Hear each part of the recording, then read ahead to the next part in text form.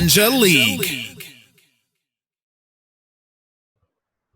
So welcome back सबको नमस्कार जो प्रो पंजा लीग को फॉलो करते हैं, प्रो पंजा लीग के फैंस, एथलीट्स और बाकी सब जो आर्म रेसलिंग के फैंस भी हैं और हमको फॉलो कर रहे हैं काफी टाइम से। सबसे पहले तो मैं सबको दोबारा कंग्रेचुलेट करना चाहूंगा कि बहुत ही कम समय में हमने 1 लाख फॉलोअर्स फेसबुक पे आ गए हमारे। So thank you to again all the fans, athletes, officials, जितने भी सब प्रो पंजा लीग के साथ जो जुड़े हुए हैं, आर्म रेसलिंग के साथ जो इंडिया में जुड़े हुए हैं, सबको थैंक यू। और जैसे कि प्रीति ने मैसेज में बोला था, बहुत जल्द हम 2 लाख फॉलोअर्स भी पहुंच जाएंगे, ऐसा लग रहा है।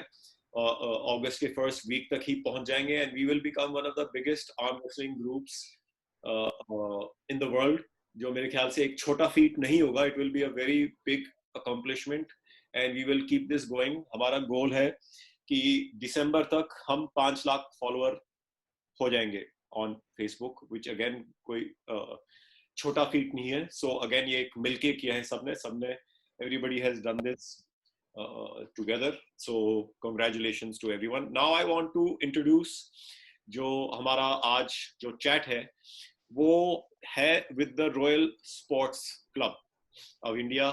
And I want to first of all introduce जो founder है Mr. Lakshman Singh Bhandari. He is a very well-known and respected name in Indian arm wrestling, and he is an Asian and national gold, bronze medalist. He's the founder of Royal Sports Club, General Secretary, Coach, Arm Wrestling Association of New Delhi, Senior Referee of World Arm Wrestling Federation, and he is a technical advisor to the Indian Arm Wrestling Federation and General Secretary, Delhi Strength Listing Association also, and the founder of Life Within Media.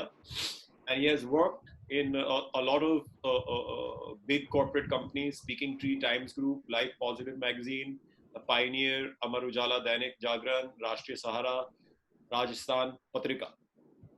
मेरे ख्याल से ऐसा introduction किसी का नहीं हुआ है आज तक, लक्ष्मण भाई। Hello. Thank you very much. नहीं बिल्कुल, और आप डिजर्व भी करते हैं। आपने बहुत कुछ दिया है इंडियन आर्म रेसलिंग फेडरेशन को बहुत सालों से। अभी मैं बाकी भी आपके ग्रुप में, रॉयल स्पोर्ट्स क्लब में, बाकी सबको भी इंट्रोड्यूस करना चाहूंगा। सबसे पहले आपको संजय देसवाल भाई, जो प्रो पंजा सेकंड सीड है 100 kg के। सो कैसे हैं संजय भाई? मैं बढ़िया सर, आप बताइए कैसे हैं? बिल्कुल फर्स्ट क्लास, बिल्कुल फर्स्ट क्लास। और कार्तिका, जो प्रो पंजा लीग में उन्होंने अबाउट 65 में हिस्सा लिया था एंड रॉयल स्पोर्ट्स क्लब में ट्रेनिंग करती हैं। योगेश भाई, जिन्होंने सॉरी अभी इधर बारिश की वजह से ठंड हो गई है तो अभी एसी बंद किया है। तो योगेश भाई जो प्रो पंजा लीग में इन्होंने 80 kg में हिस्सा लिया था, but he is a very well known arm wrestling athlete and very well known referee also, I have to say. आपको कई उसमें रेफरी भी करते हुए देखा है, आपको संजय भाई भी करते हैं। very well respected figure in arm wrestling in India. And Saurabh Jain भाई, जो one of the senior trainers हैं in Royal Sports Club, and he is also of course has been working in the corporate world for a very long time. So welcome सब आप सबको welcome. Thank you sir, thank you so much. और सबसे पहले मैं लक्ष्मण भाई से बात पूछना चाहूंगा कि you are of course heading one of the best arm wrestling training clubs in India. तो इसको फाउंड करने का थोड़ा सा हिस्ट्री बताइए। और सबसे पहले मैं एक चीज पूछना चाहूंगा, क्योंकि मुझे मालूम है आपने फिलहाल ही दिल्ली टू फरीदाबाद शिफ्ट किया है और आपका ऑफ कोर्स आपने पब्लिकली अनाउंस कर दिया, बहुत बच्चों को मालूम नहीं है अभी। तो आपका आर्म रेसलिंग क्लब दिल्ली में ही रहेगा या वो भी आप शिफ्ट कर रहे हो अपने साथ? जी परण भाई, पहले तो सबसे पहले आपको मैं और प्रीति मैम को बहुत बहुत धन्यवाद और आपको दंडवत प्रणाम करूंगा कि आर्म रेसलिंग का जो मूव आपने दिया है, it's really amazing, really appreciable. आप में वर्ड्स नहीं है मैं कैसे इसको अप्रिशिएट करूं कि आर्म रेसलिंड के लिए जो हम सालों से जो मेहनत कर रहे हैं, आपने एक ऐसा एक क्विक मतलब कहते हैं ना चुटकियों में आपने एक मैजिक किया और पूरे वर्ल्ड वाइड जो है आर्म रेसलिंग का एक इंडिया का एक बूम बना। हम लोग सालों से मेहनत कर रहे हैं। डेफिनेटली हमारे रिसोर्सेज और वो जितने जो हमारे लिमिटेड रिसोर्सेज के थ्रू हम लोग काम कर पा रहे थे, हमने उसमें बेस्ट किया है। That's why Indian arm wrestling federation में आप देखेंगे कि we have around about 27-28 states affiliated with our Indian arm wrestling federation. So उस यूनिट को बनाने में और करने में सालों की मेहनत लगी। बिल्कुल। लेकिन ये जरूर रहा कि हमारे पास रिसोर्सेज की कमी थी, फंडिंग का इश्यूज था, क्योंकि आर्म रेसलिंग में नॉर्मली ये सदियों पुराना गेम है, इट्स अ वेरी बहुत यूनिक गेम है, लेकिन अनफॉर्चुनेटली हमें रिकॉग्निशन नहीं मिल पाया। जो लोग हैं समहाउ वो स्पॉन्सर्स अपने बेनिफिट्स देखते हैं, तो वो बेनिफिट उनको वहां नजर नहीं आ रहे थे आर्म रेसलिंग उसमें, but there are lot of things are there. तो हम लोगों ने बहुत मेहनत की और बहुत नीचे लेवल पे बेबी की तरह इसको ग्रास रूट से हम लोगों ने इसको प्रमोट किया है। हमारे से पहले मिस्टर ब्रिज बरन दास इसके फाउंडर थे, फिर मिस्टर चंदन अपना ब्रिजरन का अपना कई और लोग थे, तो विमल चंदा जी थे, विभूति जी थे, शरद जी थे, हाशिम भाई आज प्रेसिडेंट हैं। तो बहुत लोग हैं, बहुत लोगों का, हजारों लोगों का इसमें कंट्रीब्यूशन रहा है, जो आज एक लेवल पे हम लोग आए।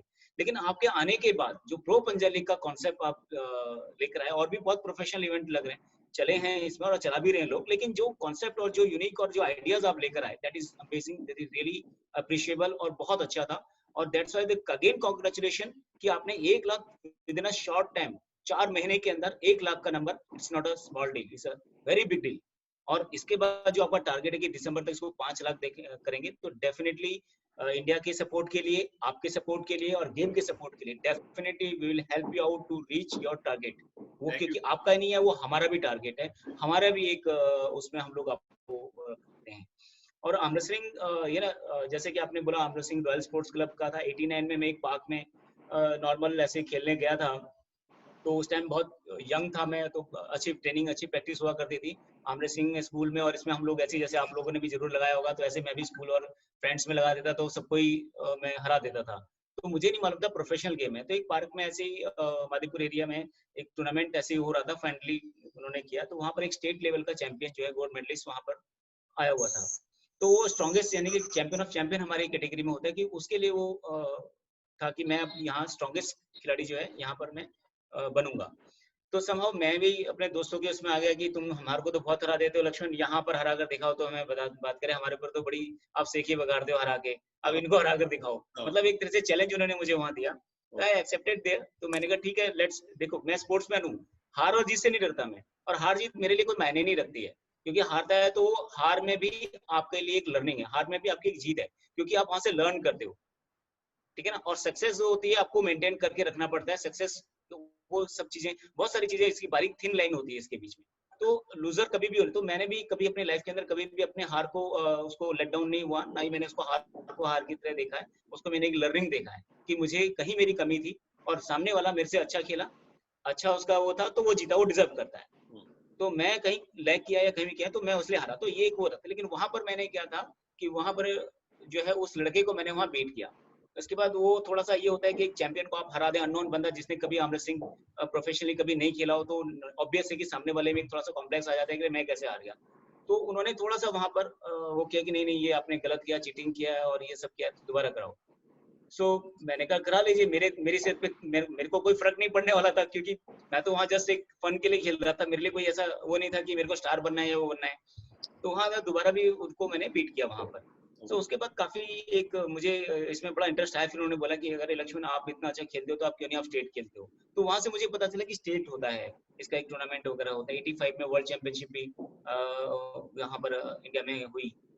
उसके बाद मैंने वहाँ स्टार्ट किया, जब मैं स्टेट में जब जाना शुरू किया, तो वहां पर मैंने देखा कि देयर आर सम बैरियर्स, उसमें काफी सारे रिस्ट्रिक्टेड हैं, जो पुराने सीनियर खिलाड़ी हैं उनका प्रॉपर होल्ड है, वो थोड़ा सा मुझे वहाँ कई सारी चीजों को फेस करना पड़ा वहां पर। तो ट्रेनिंग भी प्रॉपर नहीं होती थी, तो बहुत सारी चीजें हम लोगों ने बिल्डअप की, स्टार्ट किया, मेरे क्रेज आया मेरे को। उसके बाद मैंने 95 में मुझे लगा कि एक क्लब जो है बनाना चाहिए, क्योंकि ओवर द टाइम 4-5 साल का एक्सपीरियंस हो गया था, और मुझे लगा कि एक प्लेटफॉर्म लोगों को देना चाहिए। उसके पीछे एक रीजन ये भी था कि बहुत बच्चों को जो है मालूम नहीं होता था, उसको अवेयर करना, प्लस उनकी टेक्निक के लिए एक प्लेटफॉर्म, एक जगह, ऐसी जगह जहां पर उनको हम लोग ट्रेनिंग कर सकें, अच्छी एजुकेशन उनको दे सकें, वो था। तो वहां पर कुछ सर्टेन प्रिंसिपल मैंने बनाया कि हम लोग इसको ट्रेनिंग फ्री करेंगे। हालांकि मैंने कई बार पैसे भी दिए उसको सीखने के लिए, वो करने के लिए, somehow उतना नहीं कर पाया। लेकिन ओवर द टाइम जितना मेरे पास रिसोर्सेज ओवर द टाइम सीखा मैंने, उससे मैंने लोगों को बढ़ाना शुरू किया, लगाना शुरू किया। और तब से लेकर मैं कह सकता हूँ बड़े प्राउडली कि भी हमारे स्टूडेंट ने बहुत अच्छा सपोर्ट किया। हजारों हजार यहाँ के स्टूडेंट निकले हैं, उन्होंने अपने क्लब खोले हैं, ट्रेनर्स हैं, बहुत अच्छी आइडेंटिटी सोसाइटी में रखते हैं, बड़ा अच्छा नाम उनको मिला है, एक रिस्पेक्ट मिली है। सो वो एक होता। और मुझे आर्म रेसलिंग को टेक करने में दो तीन चीजें मेरे को क्लिक की। पहला, ये एक बहुत ही यूनिक गेम है, बहुत पुराना गेम है। दूसरा, इसमें हर कैटेगरी का बच्चा खेल सकता है। इसमें सब जूनियर खेल सकता है, हर एज ग्रुप का जूनियर खेल सकता है, सीनियर खेल सकता है, मास्टर खेल सकता है, और आपका ग्रैंड मास्टर खेल सकता है। 70 इयर्स के भी हमारे पार्टिसिपेंट्स यहाँ पर खेलते हैं। उसके बाद आप डिसिप्लिन क्लास में भी फिजिकली चैलेंज के बच्चे भी इसमें करते हैं, ब्लाइंड बच्चे भी इसमें पार्टिसिपेट करते हैं। हर कैटेगरी के लिए गेम है। तो बहुत, और इसमें बहुत कम टाइम चाहिए आपको प्रैक्टिस और ट्रेनिंग के लिए। बहुत सारे इक्विपमेंट्स आपको नहीं चाहिए, बहुत ज्यादा खर्चा इसमें नहीं चाहिए। और सबसे बड़ी बात है कि आपका ये अपने सेल्फ पावर से खेलते हैं, अपने इनर पावर से खेलते हैं आप, अपने बॉडी और माइंड सोल का गेम है बेसिकली। क्योंकि बॉडी को स्ट्रेंथन चाहिए आपको, क्योंकि बॉडी की जितनी भी फिजिकल आपकी जो स्ट्रेंथ होती है उससे आप इसको खेलते हैं। दूसरा होता है कि आप माइंड गेम है, क्योंकि आप ये देखते हैं, आपने भी आप गेम देखा है, कराया है, तो एक सेकंड मतलब चुटकी से भी कम टाइम अगर हम बोले तो उसमें एक खिलाड़ी को डिसीजन लेना पड़ता है कि उसने कैसे खेलना है, रेडी एंड गो। और वो गो का जो शब्द है, मतलब एक सेकंड से भी शायद कम का टाइम लगता है। देन उस गो में आपको डिसाइड करना है कि आपने क्या खेलना है, और रेडी के दौरान आपको डिसाइड करना है कि सामने वाले अपोनेंट से आपने कैसे खेलना है। और गो में सडनली कई बार होता है कि एक बार आप माइंड सेट करते हो कि नहीं, इस खिलाड़ी के साथ मैंने ऐसे खेलना है, लेकिन समहाउ जस्ट गो तक पोजीशन पहुंचती है तो आपका माइंडसेट चेंज हो जाता है। क्योंकि उस टाइम अंदर अंदर इंटरनली कुछ चेंजेस होते रहते हैं खिलाड़ी के हैंड मूवमेंट में, पोजीशनिंग में, स्ट्रेंथनिंग में कहीं होती है, तो वो एकदम स्ट्रेंथ चेंज करना पड़ता है। वो क्विक ऑफ माइंड होता है, आपको इतना फास्ट माइंड कि आपको क्विक उस पर डिसीजन लेना पड़ता है। तो खेलने में बहुत आसान लगता है टेक्निकली उसमें, कि यार ये तो आराम में ऐसे पकड़ा और गिरा दिया, नहीं, इसमें this is totally purely technical game है। अगर मैं पावर की बात करूं, हमारे क्लब में 50-60 केजी के बच्चे हैं। आप 100-125 किलो के बच्चे को आप लड़ाइए उनसे, वो उनको हरा भी नहीं पाएंगे। और आई थिंक कई बार ऐसा होता है कि हाथ हिला भी नहीं पाते, मतलब हराना तो छोड़ा, हिला भी नहीं पाते, जबकि उससे दुगने से ज्यादा वेट होता है। तो एक totally technical game, power support करते हैं। अगर आप टेक्निकली स्ट्रांग हैं तो आपको उसमें टेक्निकली अगर स्ट्रांग है तो पावर फिर आपको सपोर्ट करती है। अगर आपका खाली पावर है, टेक्निक नहीं है, तो आप कुछ भी नहीं कर पाएंगे इसमें, क्योंकि टेक्निकली ही आपका सारा वो चीज होता है। तो ये सब चीजें मेरे को बहुत माइंड करी। फिर इसके बाद मैंने काफी रिसर्च करना शुरू किया, काफी R&D करी इसके ऊपर, नई नई टेक्निकों पे मैं काम करता चला गया। पहले खुद इम्प्लीमेंट करता था उन टेक्निक्स पर, फिर बच्चों को उसमें करता था, क्योंकि आप एक्सपेरिमेंट बच्चों पर नहीं कर सकते। क्योंकि अगर आपने बच्चों पर एक्सपेरिमेंट किया तो क्या होता है कि एक गलत टेक्निक डेवलप हो जाती है, और बच्चे से फिर वो निकालना वहां से, उसको करेक्ट करना बहुत मुश्किल हो जाता है। तो मैं पहले टेक्निकों पर खुद रिसर्च करता था, खुद उन पर अप्लाई करता था, ताकि मैं उस पर करेक्ट कर सकूं। उसके बाद मैं उन टेक्निक्स को बच्चों को ट्रेन करता था उसमें, कि इसी तरह से। आज मुझे बड़ी खुशी है कि हमारे बहुत सारे हजारों बच्चे हैं जो आगे प्रमोट कर रहे हैं आर्म रेसलिंग को, आगे चीजें लेकर आए। लेकिन जो प्रोफेशनल जो मूव आपने दिया, that is really amazing. Arm wrestling को ऐसी बहुत जरूरत थी, इस तरह के प्रोफेशनल टूर्नामेंट की, जहां इसको रिकॉग्निशन मिले। इंडिया में बताऊं कि हमारा जो इंडिया जो है इसका फाउंडर है बेसिकली आर्म रेसलिंग का। इंडिया से गेम स्टार्ट हुई, इंडिया, कनाडा एंड यूएसए, इन तीनों में कंबाइंड हुआ, तब जाकर 77 में एक प्रॉपर टूर्नामेंट जो है इसका प्रॉपर इसका एक शुरू हुई गेम को। उसके बाद से लेकर जो है करता रहा, लेकिन इंडिया कहीं कब पीछे रह गया, बाकी कंट्रीज आगे चली गई, क्योंकि वहाँ उनकी गवर्नमेंट उनको सपोर्ट कर रही है, लोग उनको सपोर्ट करते हैं। समहाउ इंडिया में जो सपोर्ट आज आपने दिया है उससे पहले नहीं मिला। तो मुझे बड़ी खुशी होती है यदि आप हमारे से 10-15 साल पहले अगर आप हमें मिलते, तो आई थिंक आज हम लोग वर्ल्ड में पायनियर होते आर्म रेसलिंग के अंदर, देयर इज नो डाउट। लेकिन ठीक है, देर आए दुरुस्त आए, हर चीज का वक्त होता है, वक्त होता है। और अभी भी मैं यही बोलता हूँ कि पायनियर मैं नहीं बोलूंगा अपने आप को, लेकिन ये जरूर बोलूंगा कि हर चीज का हम बाय स्टेप कर रहे हैं। बट ऑफ कोर्स पहले हम इंडिया में we are becoming strong, because मैं यही बोलता हूँ कि we are concentrating on Indian players first, right, 1-2 साल, बिकॉज हमको अपना लेवल और बढ़ाना है। जैसे आपने बोला कि थोड़ा सा कि जो भी वजह से गवर्नमेंट या ये वो बाकी कुछ नेशंस आगे निकल गए, आप देखिए ईस्ट यूरोपियन नेशंस भी काफी आगे निकल गए अभी, अमेरिका, रशिया, ईस्ट यूरोपियन बहुत अच्छे लोग हैं। इवन एशिया में भी जैसे कजाकिस्तान है, किर्गिस्तान है, ये लोग कंट्रीज बहुत, रशिया वगैरह सब बहुत अच्छा कर रहे हैं लोग। बिल्कुल। तो ये एक आप जो भी चीज आप लगा लिए, मोटिवेशन, प्लेटफॉर्म जो भी है, वो ऑफ कोर्स हम प्रोवाइड करना चाहते हैं, और जैसे आपने देखा है वो प्रोवाइड कर चुके हैं ऑलरेडी, शुरू कर चुके हैं, जिसमें जितने भी एथलीट्स हैं उनका मोटिवेशन जो है एक कि इस प्लेटफॉर्म पे हम खेलेंगे इतने बड़े, जैसे कई लोगों ने बोला ऐसा लग रहा था जैसे वो एशियन गेम्स या कॉमनवेल्थ गेम्स में खेल रहे हैं, तो एक बार वो मोटिवेशन मिल जाता है तो ये रहता है कि इस प्लेटफॉर्म पे हमको नहीं हारना।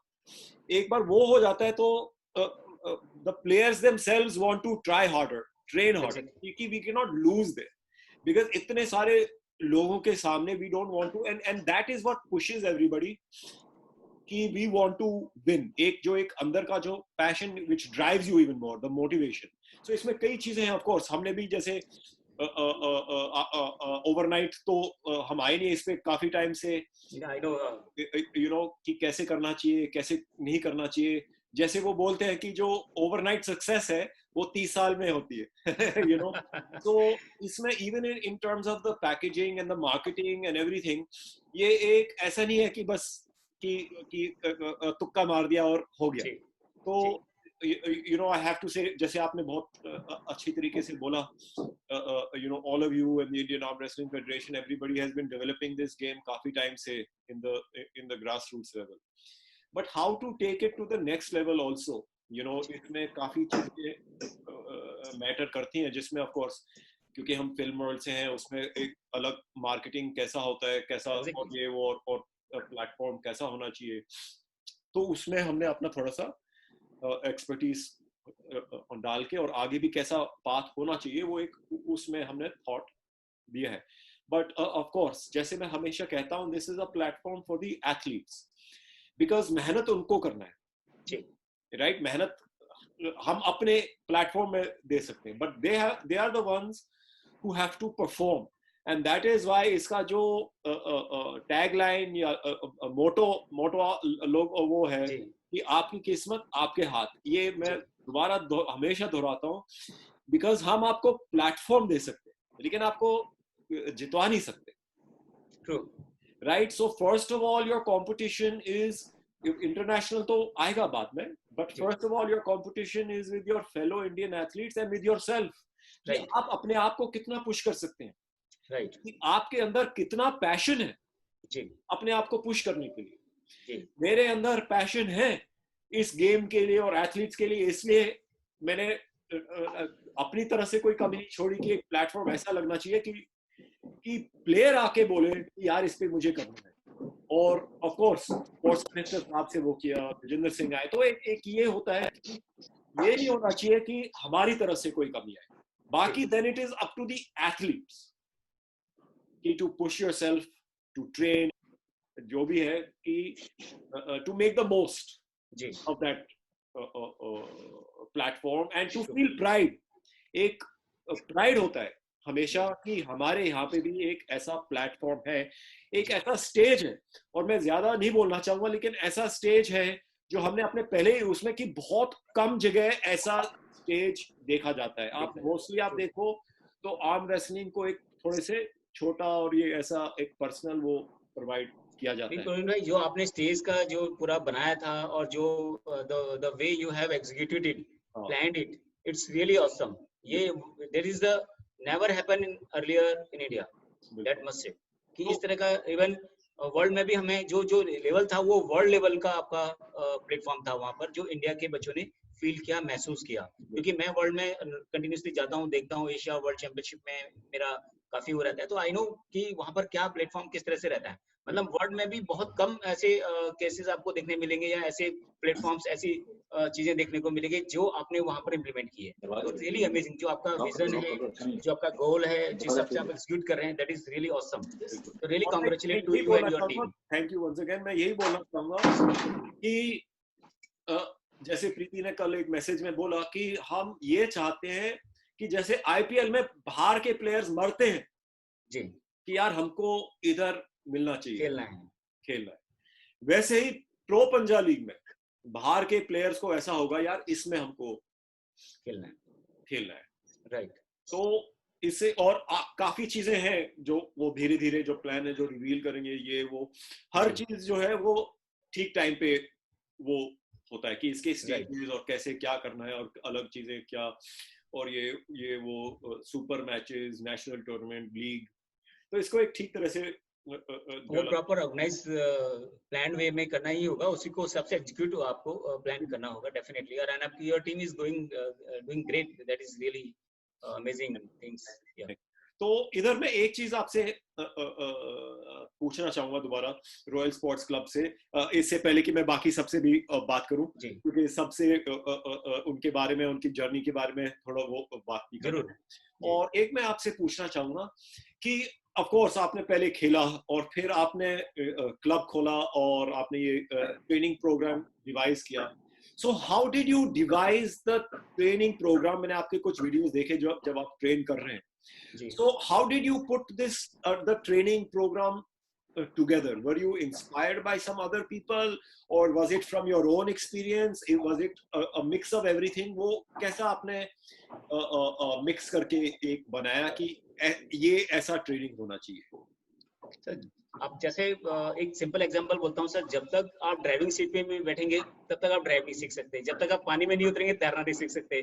जब एक बार पानी में आप थोड़ा सा हाथ पैर चलाना सीखेंगे तो आपको सब चीजें मिलेगी। कोच, और जरूरी है कि कोच आपका एक अच्छा कोच होना चाहिए। अगर आपके पास एक अच्छा कोच है, उसके पास एक अच्छा एक्सपीरियंस है, उसका एक पास एक अच्छा ट्रैक रिकॉर्ड है, तो डेफिनेटली आपका जो जो गोल है वो यहाँ की बजाय वो यहाँ आ जाता है। तो एक कोच का बहुत इंपॉर्टेंट रोल है, जिसको मैंने बहुत मिस किया अपने थ्रू द जर्नी। जब मैंने स्टार्ट किया था उसके बाद मैंने कुछ लोगों से ट्रेनिंग लेने का वो किया, तो उसके बाद उन्होंने मुझे कुछ कुछ सिखाया, कुछ कुछ उन्होंने ऐसे दबा के भी रखा चीजें, तो वो सब चीजें कंपटीशन की भावना आती है, अरे मैं तो सेम वेट में था। आपको मैं एक एग्जांपल ऐसे बताता हूँ कि जो चीज मैंने की मैंने कुछ सीखा, ऐसे नहीं कि मैंने नहीं सीखा, मैं लोगों से ही सीखता हूँ, अपने स्टूडेंट से भी सीखता हूँ, उनको बताते बताते भी सीखता हूँ मैं, क्योंकि वो माइंड जो है आपका उसी तरह से ब्रेनस्टॉर्मिंग करता है चीजों को, पकड़ता है उन चीजों को कि नहीं यार यहाँ ये खेल रहा है, ये गलत है, इसको ऐसे करना है, इसको ऐसे करना है। तो देयर इज वेरी थिन, क्योंकि मैं आमर सिंह में आपको बताता हूँ, इट्स वेरी बहुत एक बारीक, मतलब आप कह रहे हैं कि धागे के बराबर जो माइनर एक सब चीजें होती है, आपको पकड़ना पड़ता है उस चीज को, कि सामने वाला कैसे खेल रहा है। अगर एक बार भी टेक्निक अगर वो हो गई तो उसको रिकॉर्ड करना, उसको बैकअप पे लाना और उसको ट्रैक पे लाना, आई थिंक संजय आपको इस बारे में बता सकते हैं। कई सारी चीजें हैं कि जो एक बार टेक्निक गड़बड़ हो जाती है, सिस्टम आ जाती है, उसको ट्रैक पे लाना और उसको लेवल पे लाना मुश्किल होता है। इसलिए मैंने कुछ ट्रेनिंग्स का वो किया। मैंने जैसे पहले बोला कि मैंने जो भी टेक्निक डेवलप की तो मैंने देख कर ही की, एक्सपीरियंस के थ्रू की, खेलते हुए करती की, और मेरे दिमाग में एक था कि मैं अपने जो मैंने चीजें फेस की है, जो मैंने सर्वाइव किया है, जो मेरे को प्रॉब्लम थी, वो मेरे आने वाले जनरेशन, आने वाले मेरे स्टूडेंट्स को प्रॉब्लम नहीं हो। इसके लिए रेगुलर क्लासेस, एवरी संडे हमारी क्लासेस होती है। तो आप 95 में हम लोगों ने क्लब स्टार्ट किया था, और यू बिलीव कि 95 में हम लोगों ने पहले 2-2, 3-3 दिन भी, 4-4 दिन भी हम लोग क्लास लगाते थे, एवरी डे भी क्लास लगाते थे जब टूर्नामेंट्स होते थे। लेकिन हमारा संडे फिक्स होता था, इन एनी केस कोई क्लास में नहीं लगा, लेकिन एवरी संडे 95 से लेकर आज तक यही है कि जो मार्च तक हमारी क्लासेस थी।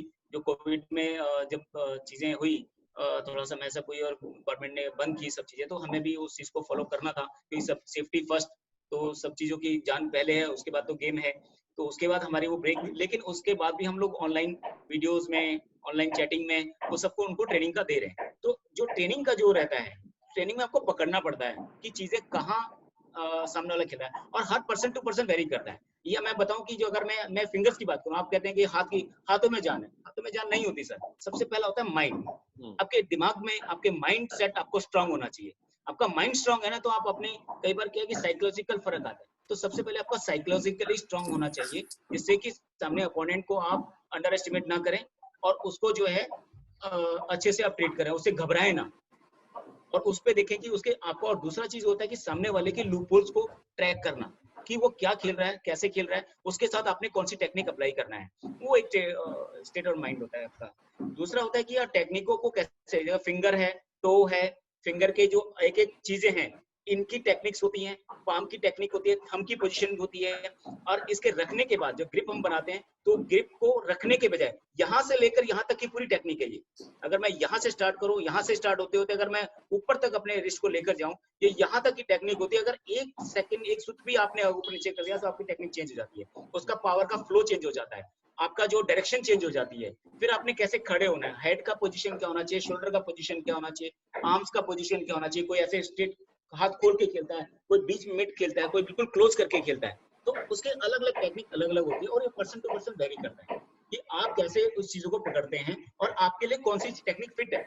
अब नॉर्मली हमारे इंडिया में क्या होता है सर, एक जैसे कहते हैं भेड़ चाल है कि यार वो तो टॉप रोल बहुत अच्छा खेल रहा है, भाई मुझे भी टॉप रोल खेलना है, मैं तो टॉप रोल ही खेलूंगा क्योंकि टॉप रोल में उसको कोई हरा नहीं सकता। और प्रैक्टिकली क्या है, वो टॉप रोल के लिए फिट ही नहीं है।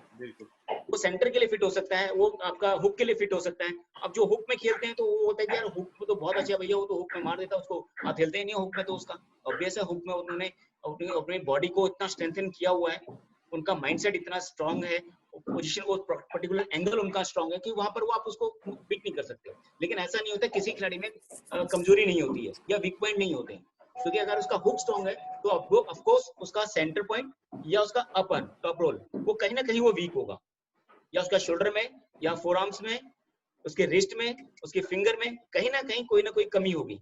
केवल आपको उस कमी को पकड़ना है और आपको उन चीजों पर, और आपको हर चीज में स्ट्रांग होना है। अपने स्टूडेंट को बोलता हूँ कि एक टेक्निक आपके पास परफेक्ट आपके पास होनी चाहिए जिस पर आप बिल्कुल हो, लेकिन बाकी टेक्निकों पर भी आपको काम करना चाहिए, क्योंकि कब कौन सी चीज आपको कहाँ काम अप्लाई करना पड़ जाए आपको मालूम नहीं। तो टेक्निकल एक बहुत सारी चीजें होती है कि आपको पैरों से लेकर हेड तक और फिंगर तक वो सब चीजों को समझनी चाहिए। तो वो एक अच्छा कोच जो है वो उन सब चीजों को एनालाइज करके अपने स्टूडेंट्स को बताता है, उसी हिसाब से को ट्रेन करता है। तो आज की डेट में कोविड की वजह से भी हम लोगों को एक लेसन मिला है कि हम लोग पहले सोचते थे कि टेबल पर ही प्रैक्टिस हो सकती है, टेबल पर ही ट्रेनिंग हो सकती है, लेकिन अभी मैंने फील किया है कि नहीं, हम लोग ऑनलाइन ट्रेनिंग पर भी बच्चों को बहुत अच्छा से तैयार कर सकते हैं, उनके वीडियोस के थ्रू कर सकते हैं, उनके जो सेशन से कैसे ट्रेनिंग कर सकते हैं। हाँ, फिजिकल की एक अलग वो होती है, क्योंकि कोच के सामने जो अपना स्टूडेंट रहता है तो वो उसको प्रॉपर तरीके से गाइड करता है, उसके हर एंगल को वो चेक करता है, उस एंगल पे वो करेक्ट करता है, उस पर उसकी प्रैक्टिस करता है। तो रियली अप्रिशिएट, मेरे बहुत सारे स्टूडेंट हैं। इनफैक्ट संजय का मैं अगर एग्जांपल दूं तो इज अ वेरी डेडिकेटेड बंदा, मतलब इज योगेश है, संजय है, ऐसे सौरभ है, ऐसे बहुत सारे स्टूडेंट हैं जिन लोगों ने दिन रात मेहनत की है। They are very much crazy. Prince है, संदीप है, ऐसे बहुत सारे, मैं हजारों नाम गिना सकता हूँ आपको कि जहां जिन्होंने डेडिकेटली काम किया है और उन्होंने एक लेवल में नाम कमाया है आमर सिंह में। और उसमें क्या है कि उनका जो डेडिकेशन है, जो उनकी स्पिरिट है, मतलब वो जैसे बोलते हैं ना जुनून, वो जुनून की लेवल है इन लोगों की। और ये सालों से जुड़े हुए हैं, ऐसा नहीं कि आज जुड़े हुए हैं। मेरे पास बहुत स्टूडेंट आए चले गए, आते हैं जाते हैं, ठीक है, चलता रहता है। उन्होंने अपने क्लब भी खोले, आगे भी सिखा रहे हैं। तो यही सब करें। हमने बोला कि आप अपने क्लब भी खोलिए, रॉयल स्पोर्ट्स क्लब की ब्रांच के रहे, रुचिर हैं, अभिषेक हैं, शिवम है, और क्या कहते हैं अपना सौरभ जी, पूरा गुड़गांव का हमारा रॉयल स्पोर्ट्स क्लब का वो देखते हैं। रेगुलर इनकी क्लासेस हफ्ते में 1-2 दिन क्लासेस चल रही हैं। कोविड की वजह से अभी उनकी क्लासेस नहीं है, लेकिन वहाँ रेगुलर उनकी क्लासेस चल रही है, वहाँ ट्रेनिंग वगैरह करते हैं। कुछ जब भी टाइम मिलता है मैं भी इनके पास जाता हूँ, जब भी टाइम मिलता है वो भी हमारे क्लब में आते हैं। ऐसे बहुत सारे क्लब्स हम लोगों ने वो किए ताकि गेम का डेवलपमेंट हो सके। बाहर के, दिल्ली के बाहर के बच्चे भी आते हैं, वो भी अपने वीडियोस भेजते हैं, देखते हैं कि सर ऐसे गाइड करो। उनकी जितना हो सकता है हम लोग मदद करते हैं। तो आई एम श्योर कि जो आपने आया है, देखिए जो पहले कोच का पहले इतना वैल्यू नहीं होता था, लेकिन आई एम श्योर कि जैसे जैसे कोच की जो इम्पोर्टेंस लोग समझ रहे हैं उस चीज को, और आपके जो प्रो पंजाब लीग के बाद उसमें बूम आया है, मतलब बहुत अच्छा माइंडसेट लोगों का चेंज हुआ है कि हम लोग बिना कोच के ट्रेनिंग करना थोड़ा सा टफ होगा, क्योंकि हम अपने अभी हमारे इंडिया में क्या है कि हम गूगल में देख लेते हैं कि यार ये तो यूट्यूब में देख लिया तो ऐसे खेल रहा है, हम ऐसे खेल रहे हैं, लेकिन वो ऐसे कैसे खेल रहा है? क्योंकि आपका आमर सिंह, इससे मैंने बताया कि टोटली गेम है कि फिजिकल के साथ आपका इंटरनल जो अंदर की जो हमारी इनर पावर है उसको आप कैसे स्ट्रॉन्ग करेंगे, वो इनर का जो पावर का जो फ्लो है वो कैसे आप अप्लाई कर रहे हैं सामने वाले उसके ऊपर, वो आपको दिखेगा नहीं। वो अंदर से जो पावर लगती है, जो अंदर की जो पावर होती है, आप उसको नहीं जज कर सकते, ना उसको महसूस कर सकते हैं। केवल वो खिलाड़ी या सामने वाला जो अपोनेंट है वो उसको महसूस कर सकता है कि जैसे हो। तो इसलिए बहुत टेक्निकल गेम है। तो हमारी जो भेड़ चाल होती है कि वो ऐसे खेल रहा है तो मैं भी ऐसे खेलूं, उसके क्या होता है, उनका अपना टाइम खराब करते हैं वो लोग, और एक बार इस लेवल पे आ जाते हैं कि उनको फिर करेक्ट करना और उनको एक स्टीम लाइन में लेना में टाइम लग जाता है। तो मेरा सभी से, आपके शो के माध्यम से मैं सभी लोगों को यही कहना चाहूंगा कि डियर्स, आप लोग कोच को जरूर इंपॉर्टेंस दें। बेशक आप ऑनलाइन ट्रेनिंग लें, फिजिकल ट्रेनिंग लें, लेकिन कोच के इंस्ट्रक्शन को फॉलो करें और अपना बेस मजबूत करें। फाउंडेशन, जैसे हम लोग मकान बनाते हैं तो क्या होता है, सबसे पहले नींव मजबूत करते हैं कि भूकंप आ जाए या कुछ भी चाहिए तो हिले नहीं। तो सबसे पहले आपका बेस मजबूत होना चाहिए। अगर बेस एक बार आपने स्ट्रॉन्ग कर लिया, उसके बाद तो कितनी बड़ी बिल्डिंग लगा दीजिए। अगर आपने आपका आमर सिंह में आपका बेस स्ट्रॉन्ग है तो आप मल्टीपल टेक्निक्स को अप्लाई कर सकते हैं। अगर आपका बेस स्ट्रॉन्ग नहीं है तो आप एक टेक्निक को भी प्रॉपर्ली अप्लाई नहीं कर सकते, क्योंकि आप कंफ्यूज रहेंगे हमेशा। तो वो टेक्निक में ग्रिप लेते ही पता लग जाता है कि आप कितने कंफ्यूज हैं वहां पर। तो वो सब चीजें होती है सर कि हमारे को आमर सिंह इतना आसान नहीं है कि आप सोचिए कि प्रोफेशनल जैसे आपके लिए प्लेटफॉर्म पे आने के लिए आज बच्चों को बहुत मेहनत करनी पड़ेगी। उन लोगों में एक कंपटीशन की वो आया कि पहले चलो नेशनल में होता था कि नेशनल में ये जीत गया वो जीत गया, तो इस तरह से वो जब गया। लेकिन आज की डेट में अब मैं बताऊंगा आपको कि बहुत बहुत मेहनत बच्चों को करनी पड़ेगी। आपने एक ऐसा एग्जांपल प्रो पंजाब लीग में सेट किया है कि सबको पता है कि वहां प्रो पंजाब लीग में आने से वो नेशनल से भी टफ टूर्नामेंट बन रहा है आज की डेट में। उसके पीछे एक रीजन है कि उनको एक जो ब्रांड आइडेंटिटी आप दे रहे हैं, एक उनको एक नई नेक्स्ट लेवल की पहचान उनको आप दे रहे हैं, फाइनेंशियली भी आप उनको सपोर्ट कर रहे हैं, एक इतना बड़ा प्लेटफॉर्म उनको मिल रहा है, तो उस प्लेटफॉर्म पे हर कोई आना चाहेगा।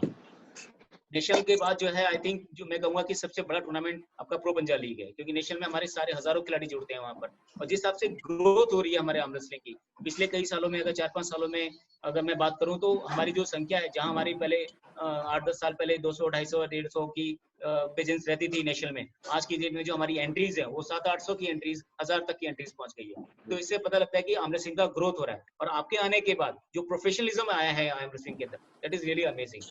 तो वो एक जरूर एक मील का पत्थर हम कह सकते हैं कि आपने प्रो पंजाब लीग का ठोक दिया इंडिया में, और इंडिया जो है एक बहुत बड़ा एग्जांपल आपके थ्रू माध्यम से प्रो पंजाब लीग के माध्यम से बनेगा। तो इसके लिए बाय हार्ट मैं आपको और प्रीति मैम को बहुत धन्यवाद करूंगा। आपने बहुत बहुत मेहनत की इसके लिए। आई नो बहुत सारी कई बार आपसे डिस्कशन हुआ है, मीटिंग्स हुई हैं, तो मैं जानता हूँ कि इतनी मेहनत और कितना शिद्दत के साथ आपने इसको एक बेबी की तरह इसको बनाया है। आई एम श्योर उसको जो है आप एक बहुत बड़े लेवल पे उसको लेकर जाएंगे आप। नहीं, थैंक यू सो मच। अभी मैं बाकी से भी बात शुरू करता हूँ, उससे पहले मैं एक चीज बोलना चाहूँगा।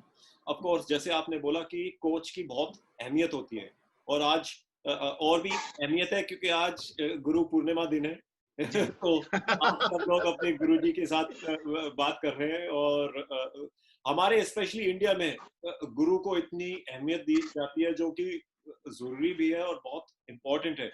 और हमको एहसास है इस बात का कि गुरु का एक शिष्य के स्टूडेंट के लाइफ में कितनी अहमियत है। किसी भी स्पोर्ट को करना है कंट्री में, तो जरूरी है कि एक इकोसिस्टम स्ट्रांग होना। इकोसिस्टम स्ट्रांग तब होता है जब आपका एमेच्योर लेवल स्ट्रांग होता है, जब आपके कोचेस काफी होते हैं, जब आपके स्टूडेंट्स, एथलीट्स, हर चीज स्ट्रांग होता जाता है। जैसे आप देखिए जो क्रिकेट है उसमें कितने सारे एकेडमी है, ये है वो है, कोचेस है, तब वो जाके इतना लेवल बढ़ा है इंडिया में। तो सेम चीज अगर आप देखें इंडिया में, वो तभी वो आगे बढ़ता जाएगा जब आपके जैसे क्लब्स उनकी अहमियत लोग समझेंगे, कोचेस की अहमियत लोग समझेंगे, ट्रेनिंग की अहमियत लोग समझेंगे, और नेशनल जैसे आपने बताया जो कि एमेच्योर लेवल पे इतना अच्छा कर रहा है, तब से कितने सारे जैसे आपने बताया, हमने भी आके देखा 700-800 खिलाड़ी आते हैं वहाँ पे, and then pro Punjab league which is of course you know which athletes then consider कि एक पिनिकल है कि यहाँ से हम शुरू करते हैं और नेशनल्स के थ्रू, और फिर प्रो पंजाब लीग में कुछ हो तो एक मोटिवेशन और एक एम मिलता है सबको, करेक्ट। सो ये इकोसिस्टम का स्ट्रांग होना और कंप्लीट होना जो अब होता जा रहा है, दिस इज वेरी इम्पोर्टेंट। तो जैसे आपने बताया, अभी मैं आपके प्लेयर से और पहले ऑफ कोर्स लेडी से शुरू करूंगा और फिर सबसे बात करेंगे। कृतिका, आपने of course pro Punjab league में अबव 65 kg में हिस्सा लिया, और सबसे पहले मैं आपसे अपना आप रॉयल स्पोर्ट्स क्लब के साथ कैसे जुड़ी उसके बारे में पूछना चाहूँगा। थैंक यू सर, आपने हमें इतना बड़ा प्लेटफॉर्म दिया उसके लिए पहले तो, कि प्रो पंजाब लीग में हमें इतना बड़ा स्टेज दिया खेलने के लिए। सर मैंने स्टार्टिंग की थी स्टेट लेवल से। मैंने पहले स्टेट लेवल खेला, उस टाइम पे इतनी गर्ल्स नहीं होती थी, तो वहाँ मुझे लक्ष्मण सर से मेरी मीटिंग हुई। देन वहाँ मेरी कोई पोजीशन नहीं आई थी स्टेट में, फर्स्ट टाइम जब मैंने खेला था, पर एक्सपीरियंस मिला कि कैसे खेलना है, क्या गेम है। तो फिर मेरी सर से मीटिंग हुई, वहाँ सर ने मुझे एकेडमी के बारे में बताया, मैंने एकेडमी ज्वाइन की, वहाँ से मेरी जर्नी स्टार्ट हुई और मैं सर से ट्रेनिंग लेने गई। दैट मेरे में बहुत इम्प्रूवमेंट आया। उसके बाद गेम में मैंने सेकंड जो स्टेट हुआ उसमें मैंने गोल्ड मेडल अचीव किया। तो मेरी जर्नी यहाँ से स्टार्ट हुई थी और बहुत ज़्यादा चेंज आया वहाँ जाके। सर ने बहुत ज़्यादा, मतलब कभी भी आप कॉल कर लो, सर ये प्रॉब्लम आ रही है, ऐसे कैसे इसमें ऐसे, हमेशा अवेलेबल रहते हैं। तो थैंक यू सर आपका भी हमें इतने अच्छे से गाइड करने के लिए। तो मेरी जर्नी ऐसे स्टार्ट हुई थी सर। Great. और अभी एक चीज बताइए, ऑफ कोर्स आपको कंपटीशन कितना टफ लगा प्रो पंजा लीग में, और आपको क्या लगता है आगे जाके आपको इम्प्रूव करने में क्या करना पड़ेगा?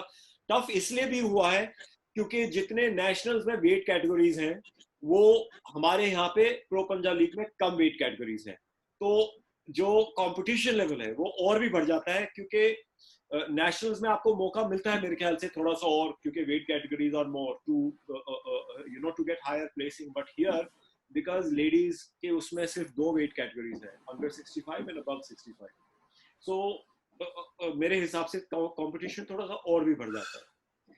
तो सबसे पहले आपको कैसे लगा of course competing at pro Panja league, and आपको कंपटीशन कैसे लगा, और आपको क्या लगता है कि what will you have to do, and of course आपको लक्ष्मण जी के साथ वो मिलकर आपको ट्रेनिंग करनी पड़ेगी कि आगे जाके ताकि आपका पोजीशन और अच्छा हो, आपको क्या करना पड़ेगा जो आपने एक्सपीरियंस किया? तो मुझे बहुत ज्यादा हार्ड ट्रेनिंग करनी पड़ेगी, क्योंकि मैंने बिल्कुल भी अपना मतलब मेरी उस टाइम पे इंजरी भी चल रही थी, हाथ में जैसे प्रॉब्लम थी, पर मैंने पार्टिसिपेट करना था कि मेरे को प्रो पंजा लीग में पार्टिसिपेट करना है, स्टेज पे चढ़ना वही बहुत बड़ी बात है। तो मेरे को हार्ड ट्रेनिंग करनी पड़ेगी, क्योंकि मुझे अपना आर्म भी स्ट्रॉन्ग करना है, दैट इसलिए। और बहुत ज्यादा हार्ड लगा मुझे, क्योंकि सब मेरे से ऑल ओवर सभी जो वेट कैटेगरी थी सब अप थी, सब वेट में अप थे, तो इसलिए पोजीशन में थोड़ा सा मतलब, और एक स्टूडेंट जैसे बहुत ज्यादा होते हैं तो एक्सपीरियंस उन्हें ज्यादा होता है कि टेक्निक वगैरह, तो टेक्निक पे काम करना पड़ेगा, पावर पे काम करना पड़ेगा, हार्ड ट्रेनिंग करनी पड़ेगी, एंड नेक्स्ट टाइम मैं अचीव करूंगी कि मेरी अच्छी पोजीशन मतलब 1 to 3 रैंक आए। ओके, गोल्ड चाहिए से मतलब गोल्ड से नीचे कोई एक्सेप्टेंस नहीं आपकी। हाँ जी सर। तो आपको ऑफ कोर्स एम तो करना ही है कि टॉप 3 में आना है, और जैसे लक्ष्मण सर ने बोला कि you have to aim for gold always, so I wish you all the very best.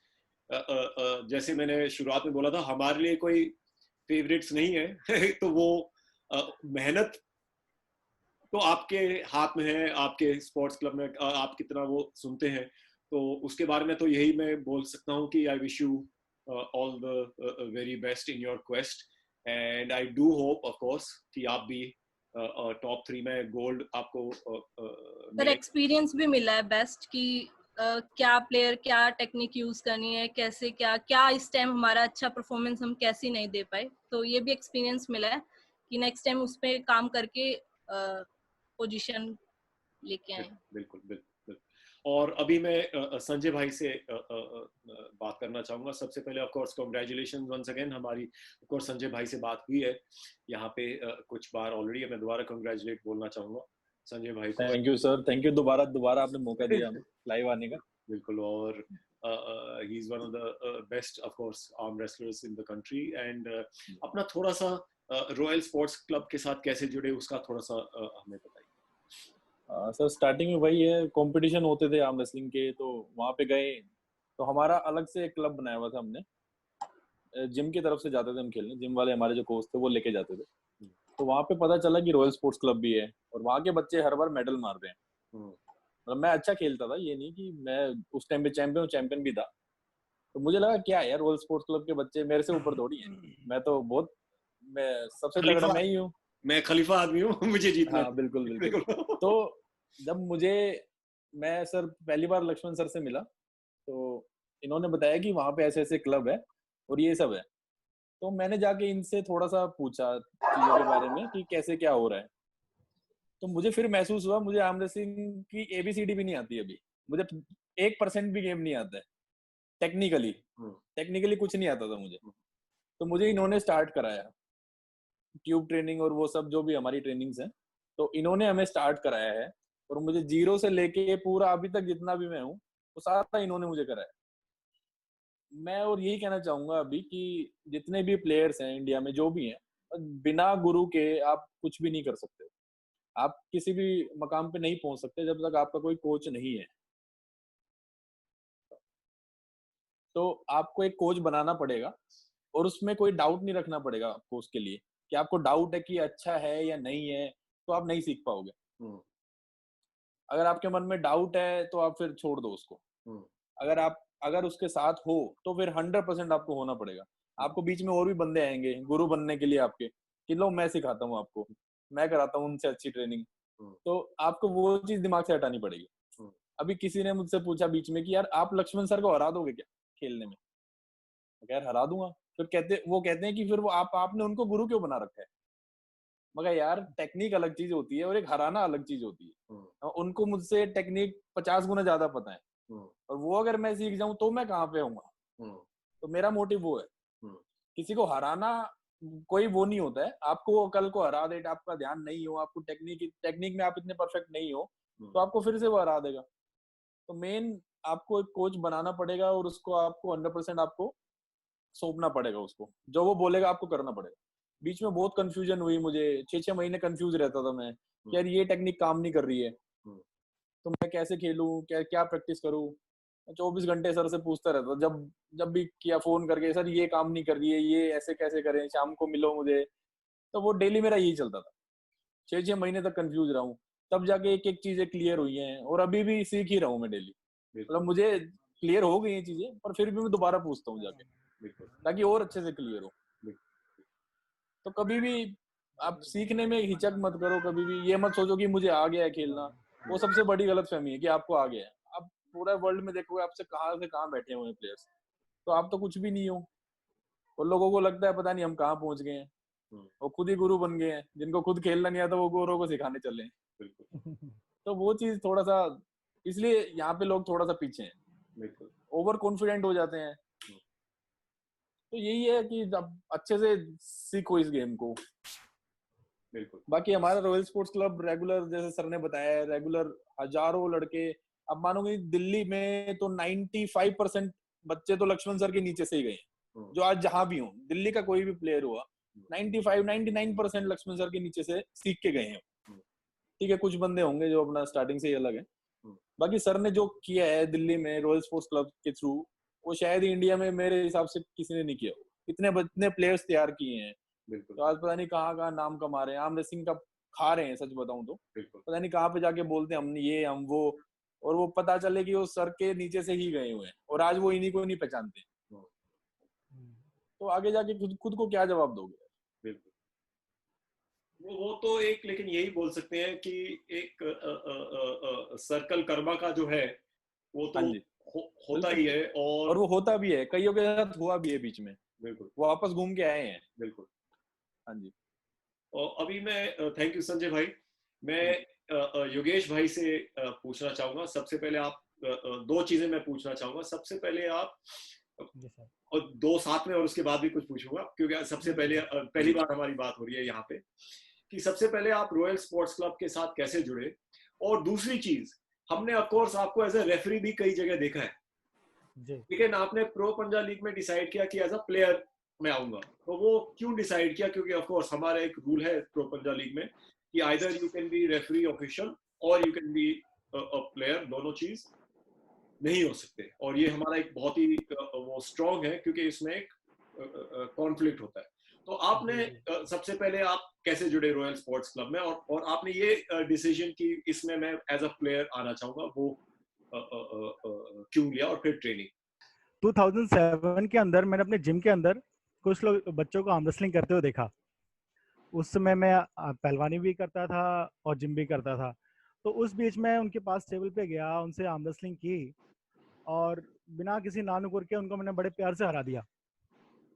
तो उन्होंने मुझे एडवाइस किया कि यार योगेश आप चलो फिर हमारी क्लब में जहाँ पे हम खेलने जाते हैं। तो उनको भी गए हुए ज़्यादा समय नहीं हुआ था, लगभग 6 महीने उनको हुए थे। मैं सर के पास आया 2007 के अंदर, और वहाँ मैंने देखा कि मैं खुद को बड़ा पहलवान समझता हूँ, और 50 किलो का लड़का मुझे इतनी तेज़ मारता है कि मुझे अपना हाथ उठा के घर ले जाना पड़ता है। इतना कपाता था हमारा हाथ कि खाना खाने के लिए हाथ ऊपर नहीं आता था, सर नीचे आता था। तो इतनी हल्के हल्के बच्चे बहुत तेजी से मारते थे उस समय। फिर हमने सर के साथ प्रैक्टिस शुरू करी। कई बार ऐसा होता था कि बच्चे नहीं आए, बट हाँ मैं पहुंचता था, टेबल लगती थी, प्रॉपर ट्रेनिंग होती थी, धीरे धीरे स्टैमिना बिल्ड होता गया। फिर कुछ स्टार्टिंग कॉम्पिटिशन्स के अंदर तो मेडल नहीं लगे क्योंकि लर्निंग फेज था, नहीं समझ आ रही थी चीज़ें। फिर जब मेडल लगना शुरू हुए, ब्रॉन्ज, गोल्ड, गोल्ड के बाद फिर तो गोल्ड ही आते शुरू हो गए। फिर 2010 के अंदर हमारा नत्था सिंह वाटिका के अंदर एक कंपटीशन हुआ था, दिल्ली स्टेट हमने कराया था, और वहाँ पे एज अ रेफरी मुझे मौका मिला।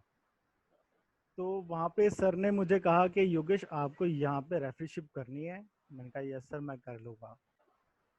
उससे पहले हमने एक यूटीवी एक्शन का प्राइवेट कंपनी का एक इवेंट हमने ऑर्गेनाइज किया था, जिसके अंदर हमने वहाँ पे भी ऑफिशिएटिंग की थी। तो मेरा कॉन्फिडेंस था, मैंने यस किया और मैंने दिल्ली स्टेट का एज अ ऑफिशियल वो कंपटीशन ख़त्म कराया। ऐसे ही चलता रहा। उसी समय नॉर्थ इंडिया हमारा आया था आगरा के अंदर। तो मुझे नहीं पता वहाँ पे क्या हुआ क्या नहीं हुआ।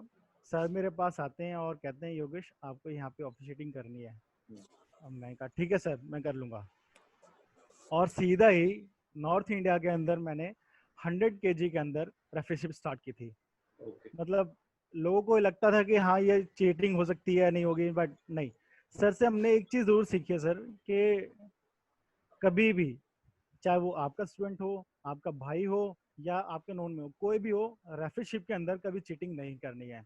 आपको जो सिखाना है उसको आप उसको कंपटीशन से पहले सिखाइए, कैसे खेलना है वो सब चीज़ उसको पहले सिखाइए। बाद में सिखाने का कोई मतलब नहीं है। क्या फ़ायदा आप टेबल पे चढ़ के उसको चीटिंग करा के जिताएं। बिल्कुल। तो ये सर से हमने सीखा। उसके बाद फिर एज अ रेफरी नेशनल में रेफरीशिप की, कई साल लगातार नेशनल जाता रहा। फिर बीच में थोड़े बहुत उतार चढ़ाव आए, जिसकी वजह से कभी, जैसे मैं जिम में हूँ तो कभी छुट्टी नहीं मिलती थी, 5-5 दिन की 6-6 दिन की छुट्टी चाहिए तो नहीं मिल पाती, तो इस वजह से नहीं जाना हो पाया। ये चलता रहा इसके अंदर सर। ओके, तो आपने पीपीएल में ऐसा क्यों डिसाइड, अब आपने डिसाइड किया कि मैं एज अ प्लेयर आऊंगा, as a referee, as a player आऊंगा? सर गुरु की आज्ञा। Okay, very good. सर ने कहा कि योगेश आपको खेलना है। मैं कहा ठीक है सर खेलेंगे, क्योंकि मैंने लास्ट नेशनल उत्तराखंड खेला था और वो शायद 2015 में हुआ था। उसके बाद कोई कंपटीशन नहीं खेला मैंने, और सीधा एक नेशनल लेवल की कंपटीशन में मैंने पार्टिसिपेट किया था। बहुत अच्छा तो नहीं खेला, बट हाँ मेरे को लगा कि मैं थोड़ा बहुत अच्छा खेला हूँ। बिल्कुल। टक्कर दी थी वहाँ पे यंगस्टर्स को। अच्छा लगा खेल के, और जब नेक्स्ट टाइम खेलूंगा तो बहुत अच्छा खेलूंगा। चलो वेरी गुड। तो आपको क्या लगता है, आपको क्या थोड़ा सा कोर्स ट्रेनिंग और इंटेंस करनी पड़ेगी या टेक्निक अच्छा करना पड़ेगा, क्या करना पड़ेगा थोड़ा और अच्छा करने के लिए पीपीएल में? सर टेक्निक तो सर ने बहुत सिखाई है, टेक्निक की कोई कमी नहीं है, बस पॉइंट है पावर का। उस समय मैं सही बताऊं तो आर्म रेसलिंग से थोड़ा सा दूर था, है ना, जिसकी वजह से पावर की कमी लगी मेरे अंदर।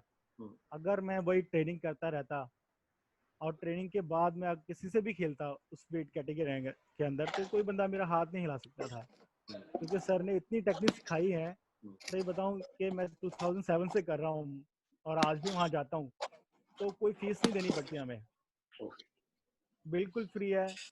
सर को उस एकेडमी का किराया भी देना पड़ता है, उसके बिजली का भी किराया देना फिर तो पड़ता मैं है। भी ट्रेनिंग लेने आ रहा हूँ। हाँ, सर ने एक 20-25 हजार की एक मशीन भी लाके वहाँ रखी है। सर ने इतना पैसा लगाया, बट हमसे कभी ये नहीं कहा कि हाँ आप इसके अंदर 1000 रुपए भी दीजिए या 500 रुपए भी दीजिए। तो ऐसी ट्रेनिंग करते रहते थे। बस हाँ ये है कि बस थोड़ी सी पावर और इम्प्रूव करनी होगी। जैसे ही पावर बढ़ेगी तो टेक्निक सारी सर काम करना शुरू कर देंगे। टेक्निक्स तो बहुत है हमारे पास, दिल्ली में जितनी टेक्निक है मैं बता रहा हूँ ऑल इंडिया किसी के पास इतनी टेक्निक्स नहीं है। हमें पता है एक एक सूत के ऊपर कहाँ से बच्चे को खींच लेना होता है। कई बार बंदे सोचते हैं कि नहीं मैं तो जीत गया, और पलक झपकते वो पंजा इधर आ जाता है। कितना सिखाया सर ने हमें। Very good. तो थैंक यू योगेश भाई। अभी थैंक यू सर। में वापस आते हैं आपके पास। हाँ सॉरी कृष्ण भाई, आप कुछ कहना चाह रहे हैं? आपकी आवाज। हाँ, मैं योगेश की बात को थोड़ा सा करेक्ट करना चाह रहा हूँ, क्योंकि जैसे मैंने पहले भी बोला पावर और टेक्निक, तो क्या होता है कि आप अगर योगेश को आज की डेट में भी मैं चैलेंज करता हूँ कि योगेश को अगर नॉन प्रोफेशनल आदमी से कैसे खिलाती है कोई उसका हाथ नहीं हिला पाएगा। चाहे वो 200 kg का आदमी हो, कितनी भी पावर रखता हो। लेकिन क्या होता है कि एक एग्जांपल भी मैं आपको दूंगा, इसमें कि इसका टेक्निक और उसका क्या फर्क पड़ता है, लेकिन जब एक आप टेक्निक लेवल पे आ जाते हो, टेक्निकली स्ट्रांग हो जाते हो, तो फिर आपको पावर का सपोर्ट चाहिए होता है। क्यों? क्योंकि आप प्रोफेशनल से खेल रहे हो वहां पर। आप नॉन प्रोफेशनल से या कितने भी पावर हो उसमें कोई दिक्कत नहीं है, जान तो होती है आदमी की आप 100 किलो 150 किलो कर रहे हो, बेंच भी आप 200 250 300 केजी की मार लेते हो, डेडलिफ्ट मार लेते हो, सब कुछ, लेकिन एक लेवल पे आप आने के बाद जो है आपको पावर की सपोर्ट जरूरी होती है बैक एंड पे, क्योंकि प्रोफेशनल चीजें आनी शुरू हो जाती हैं, क्योंकि आपके प्रोफेशन टू प्रोफेशन टक्कर हो रही है, तो वहाँ टेक्निक टू टेक्निक क्लैश होती है और पावर टू पावर क्लैश होती है। तो उसमें जो विन करता है वो टेक्निकली और पावरली जो स्ट्रांग होगा। टेक्निकली चलो हमारी टीम के बच्चे, दिल्ली के बच्चे बहुत स्ट्रांग है, लेकिन कहीं ना कहीं पावर का हो जाता है रीजन। एक दिल्ली का एक सबसे बड़ा ड्रॉबैक ये है कि हमारे बच्चे उतना टाइम नहीं निकाल पाते। उसका रीजन है कोई जॉब है, कोई स्टूडेंट है, कोई है, तो बहुत कम टाइम उन बच्चों को प्रैक्टिस ट्रेनिंग के लिए मिलता है। तो वो जरूरी होता है, क्योंकि हम संडे को क्लास लगाते हैं, लेकिन संडे के एक हफ्ते बच्चा क्या कर रहा है वो मैं नहीं ट्रेस कर पाता उसको। अगर वो रेगुलर में आता है तो डेफिनेटली उसका रिजल्ट अलग होता है। जैसे संजय है वो रेगुलर है, प्रिंस है वो रेगुलर है, ऐसे करण है, ऐसे बहुत हजारों बच्चे हैं जो रेगुलर है। अत्री है बच्चा, मैं बताऊं अत्री के बारे में, अभी जिसने 3rd पोजीशन लगाई है, 130 केजी का बच्चा था। स्टार्टिंग में आए थे वो 6 फुट का लड़का, बड़ा, और आने वाले अच्छे उसमें आपको देखोगे उसको आप, अच्छा खिलाड़ी निकल के आएगा वो हमारा। तो उसमें भी बहुत एक जुनून है, वो भी खेलता, आए दिन मेरे को वीडियोस करेगा, शेयर करेगा, बात करेगा, तो एक जुनून उसमें आता है। तो उसमें पावर बहुत अच्छी है, लेकिन टेक्निकली अभी थोड़ा सा वीक है वो। तो अभी उस पर काम हो रहा है कि उसको टेक्निकली भी और पावरली स्ट्रांग करते चले जाएं, क्योंकि अगर पावर जितनी है उसको हमें और एक्सटेंड करना पड़ेगा, क्योंकि जब टेक्निक उसके पास आ जाएगी तो उसकी पावर को और एक्सटेंड करने की जरूरत पड़ेगी। तो वो एक कॉम्बिनेशन होता है, पावर और टेक्निक का एक लेवल तक आपका वो होता है। तो ये सब चीजें डेफिनेटली इसमें वो रहती हैं। अभी सौरभ भाई, सॉरी आपको काफी टाइम वेट करना पड़ा। Not at all sir, not at all. तो आपसे मैं पूछना चाहूंगा कि आप रॉयल स्पोर्ट्स क्लब के साथ कैसे जुड़े? आप सीनियर ट्रेनर हैं वहां, और आपका ट्रेनिंग का फंडा क्या है? Sir, very interesting question, and let me thank you and Laxman ji for such a amazing interactive session. Laxman ji से सर मेरी जो पहचान है वो कॉर्पोरेट के थ्रू ही हुई, because I have worked with all the MNCs, multinationals. Laxman ji भी टाइम्स ग्रुप में, he was also at a very good position, he was director there, and I was also general manager in Panasonic India. तो बड़ा अच्छा interaction होता था हम लोगों का कई बार regarding advertisements, marketing and all that. So then I realised sale से ही कंपनी चलती है। हाँ, ये तो है सर। सेल से ही वो पेट्रोल डलता है। जी हाँ, एब्सोल्युटली सर। सॉरी मैंने आपको बीच में काटा। नहीं, not at all sir, not at all. So Lakshman ji se I came in contact during our corporate meetings or kind of relationships. तो उसके बाद then I was into arm wrestling for a long time sir. मैंने पहले arm wrestling start की थी शिलोंग में, because dad was in defense forces. तो वहाँ पे dad was posted there. I did my studies also from Shillong. तो वहाँ पे फिर ऐसी arm wrestling के लिए चले गए, बॉडी बिल्डिंग करते थे शुरू से in order to keep fit.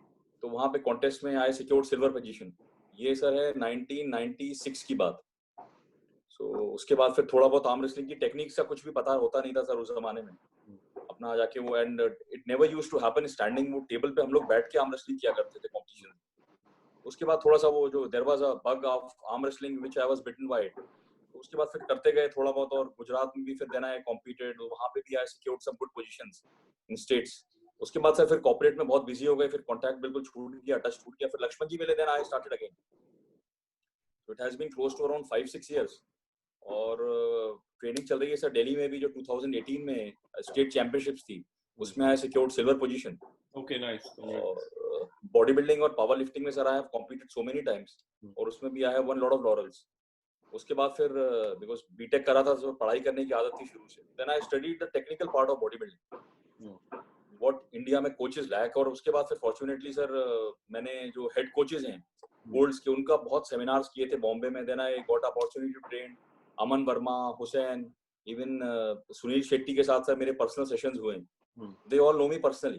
तो काफी आगे then I used to write articles in health and fitness magazines, Magna publishers के। तो उसके बाद फिर bodybuilding.com है सर, वहां पे मेरे सैम के नाम से there are so many articles. तो I had gone in the technical part of it, कि वो ये है मसल, तो मसल ऐसे क्यों होती है, उसमें क्या टिश्यूज हैं, कितने फाइबर्स हैं, what is a fast twitch fibre, what is soft twitch fibre, slow twitch fibre को आप कैसे, कितने रेप्स में आप you can activate the tissues, आप क्या बॉडी के टेस्ट करा के then you have to go by technical part, तो वो बहुत स्टडी किया सर, तो बहुत अच्छा लगा। एंड देन आई रियलाइज कि आर्म रेसलिंग में age is never a barrier, because US में जो वॉल है सर, वहाँ पे काफी एजेड प्लेयर्स हैं, so they still compete very well and they are world champions.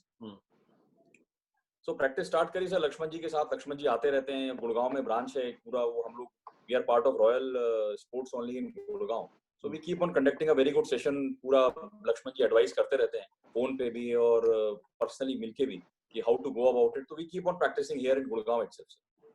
हम लोग 4 लोग हैं यहाँ पे, हम लोग 4 लोग रेगुलर हैं। Abhishek is also corporate guy, Ruchir भी एचआर में है, unfortunately they are not here today.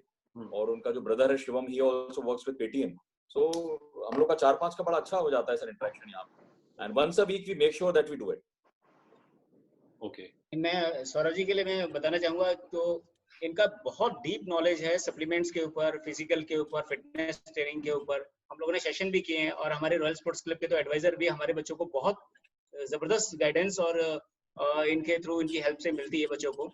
जो हालांकि योगेश भी फिटनेस ट्रेनर हैं और जिम में, और न्यूट्रिशन के ऊपर भी अच्छी नॉलेज रखते हैं। और सौरभ जी, और ये लोग काफी मदद करते हैं बच्चों की, आपको न्यूट्रिशन क्या खाना चाहिए, क्या डाइट्स होनी चाहिए, कौन सा सप्लीमेंट यूज करना चाहिए, कौन सा सप्लीमेंट के साइड इफेक्ट्स हैं।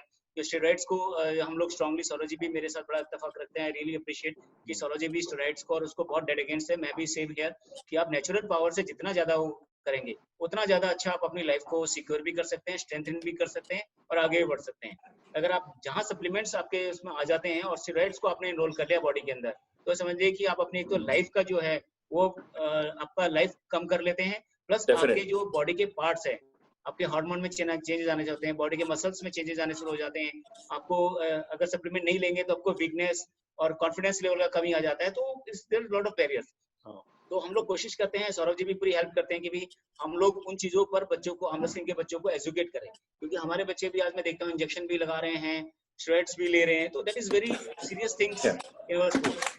एंड वर्ल्ड में तो, वर्ल्ड फेडरेशन में जब चैंपियनशिप होता है तो हमारा डोपिंग भी होता है वहां पर, तो कई बच्चों को बैन भी किया डोपिंग के उससे। तो ये हमारे स्पोर्ट्स में भी ये सब चीजें आनी शुरू हो गई हैं अभी। तो इसके ऊपर मुझे आपसे लक्ष्मण भाई दोबारा ये इसी चीज को आगे बढ़ाते हुए आपसे ये पूछ रहे हैं, ऑफ कोर्स जैसे आपने बताया, मैं आपसे ये पूछने वाला था कि आपको लगता है हमारे यहाँ पे भी होता है क्या कहीं कहीं, तो आपने इसका ऑलरेडी जवाब तो दे दिया है कि आपको मेरे नहीं है। ये काफी बच्चे जो हैं, मैं बता रहा हूँ, और मैं उन सभी बच्चों को आपके जो है ना शो के माध्यम से कहूंगा कि guys please please please avoid steroids. अपने लाइफ के साथ, अपनी बॉडी के साथ, अपनी फैमिली के साथ मत खेलिए। अब बच्चे को जो है बड़े बेबी की तरह पाला है हमने, आर्म रेसलिंग को भी बहुत बेबी की तरह पाला है, इतने सालों से हम लोग करें, और मेरी तरह हजारों लोग हैं जो इसको एक अच्छे तरह से पाल के और एक अच्छा इसमें आप लोगों को सर्व करना चाहते हैं। हम लोग आपको अच्छा खिलाड़ी, अच्छा इंसान, अच्छा पर्सन बनाना चाहते हैं, लेकिन हम कभी भी नहीं चाहेंगे उससे आपको नुकसान हो किसी भी तरह का। कोई भी पेरेंट्स अपने बच्चे का नुकसान नहीं चाहेगा। आप अच्छा करेंगे, ग्रो करेंगे, सबको खुशी होगी, लेकिन नेचुरली आप सप्लीमेंट्स आते हैं, बहुत सारे सप्लीमेंट्स हैं, आप सौरभ जी से मुझसे कभी भी कनेक्ट कर सकते हैं, कुछ भी पूछ सकते हैं सप्लीमेंट के बारे में, आपके कोई चार्जेस नहीं है, हम लोग लेते, हम आपको फ्री ऑफ कॉस्ट एडवाइस करेंगे। लेकिन आप अपनी लाइफ के साथ वो मत करिए, एक अच्छी हेल्दी एनवायरनमेंट करिए। अच्छे स्पोर्ट्समैन क्या होता है कि आपको गोल्ड लगता है, मेडल लगता है, पोजीशन आपकी आती है तो खुशी होती है, लेकिन अगर वो ऑर्गेनिकली आप लेते हैं तो वो ज्यादा खुशी होती है, क्योंकि आप अपनी लाइफ को बिल्कुल फिट एंड फाइन कर रहे हैं। अगर मैं आज की डेट में भी फिट रहता हूँ, उसकी वजह है कि मैंने कभी स्टेरॉइड्स को अपने बॉडी के अंदर आने नहीं दिया।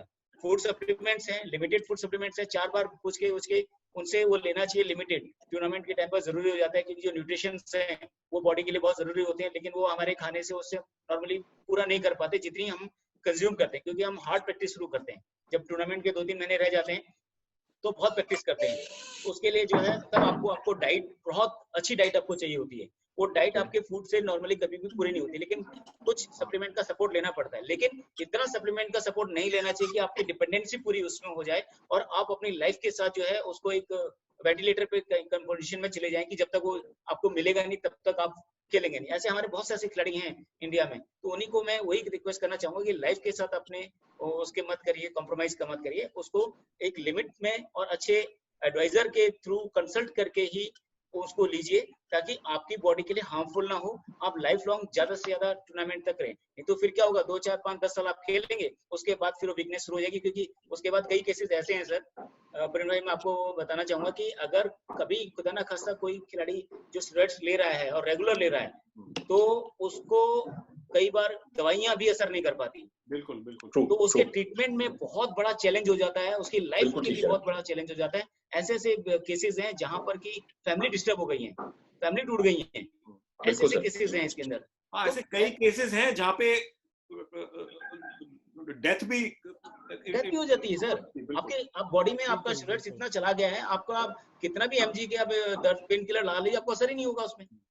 तो उससे क्या कर रहे हैं आप अपनी लाइफ को, जस्ट बिकॉज ऑफ कि आप एक मेडल लेना चाहते हैं, ठीक है, लाइफ से बड़ा तो मेडल नहीं है ना आपका, लेकिन आप मेडल लीजिए। हम वही चाह रहे हैं कि एक ऐसा एनवायरनमेंट बने, ऐसी हमारी गेम बने जहां सब लोग ऑर्गेनिकली आगे आए और वहीं पर अपने मेडल लें। बिल्कुल। उस ऑर्गेनिक डेवलपमेंट से आप अपने आप को ग्रो करिए, ताकि आपकी लाइफ जो है वो बजाय 10 साल कम होने के 10 साल बढ़ जाए। बिल्कुल। ये मैं एक एग्जांपल इसका देना चाहूंगा कि जैसे कई लोग जो है सेल्फी के लिए जी कि इंस्टाग्राम या सोशल मीडिया पे ज्यादा अच्छे लाइक लें, अपनी जान को जोखिम में डाल के कहीं वो, अभी जैसे 2 दिन पहले आया कि महाराष्ट्र में वाटरफॉल के पास 5 बच्चे मर गए।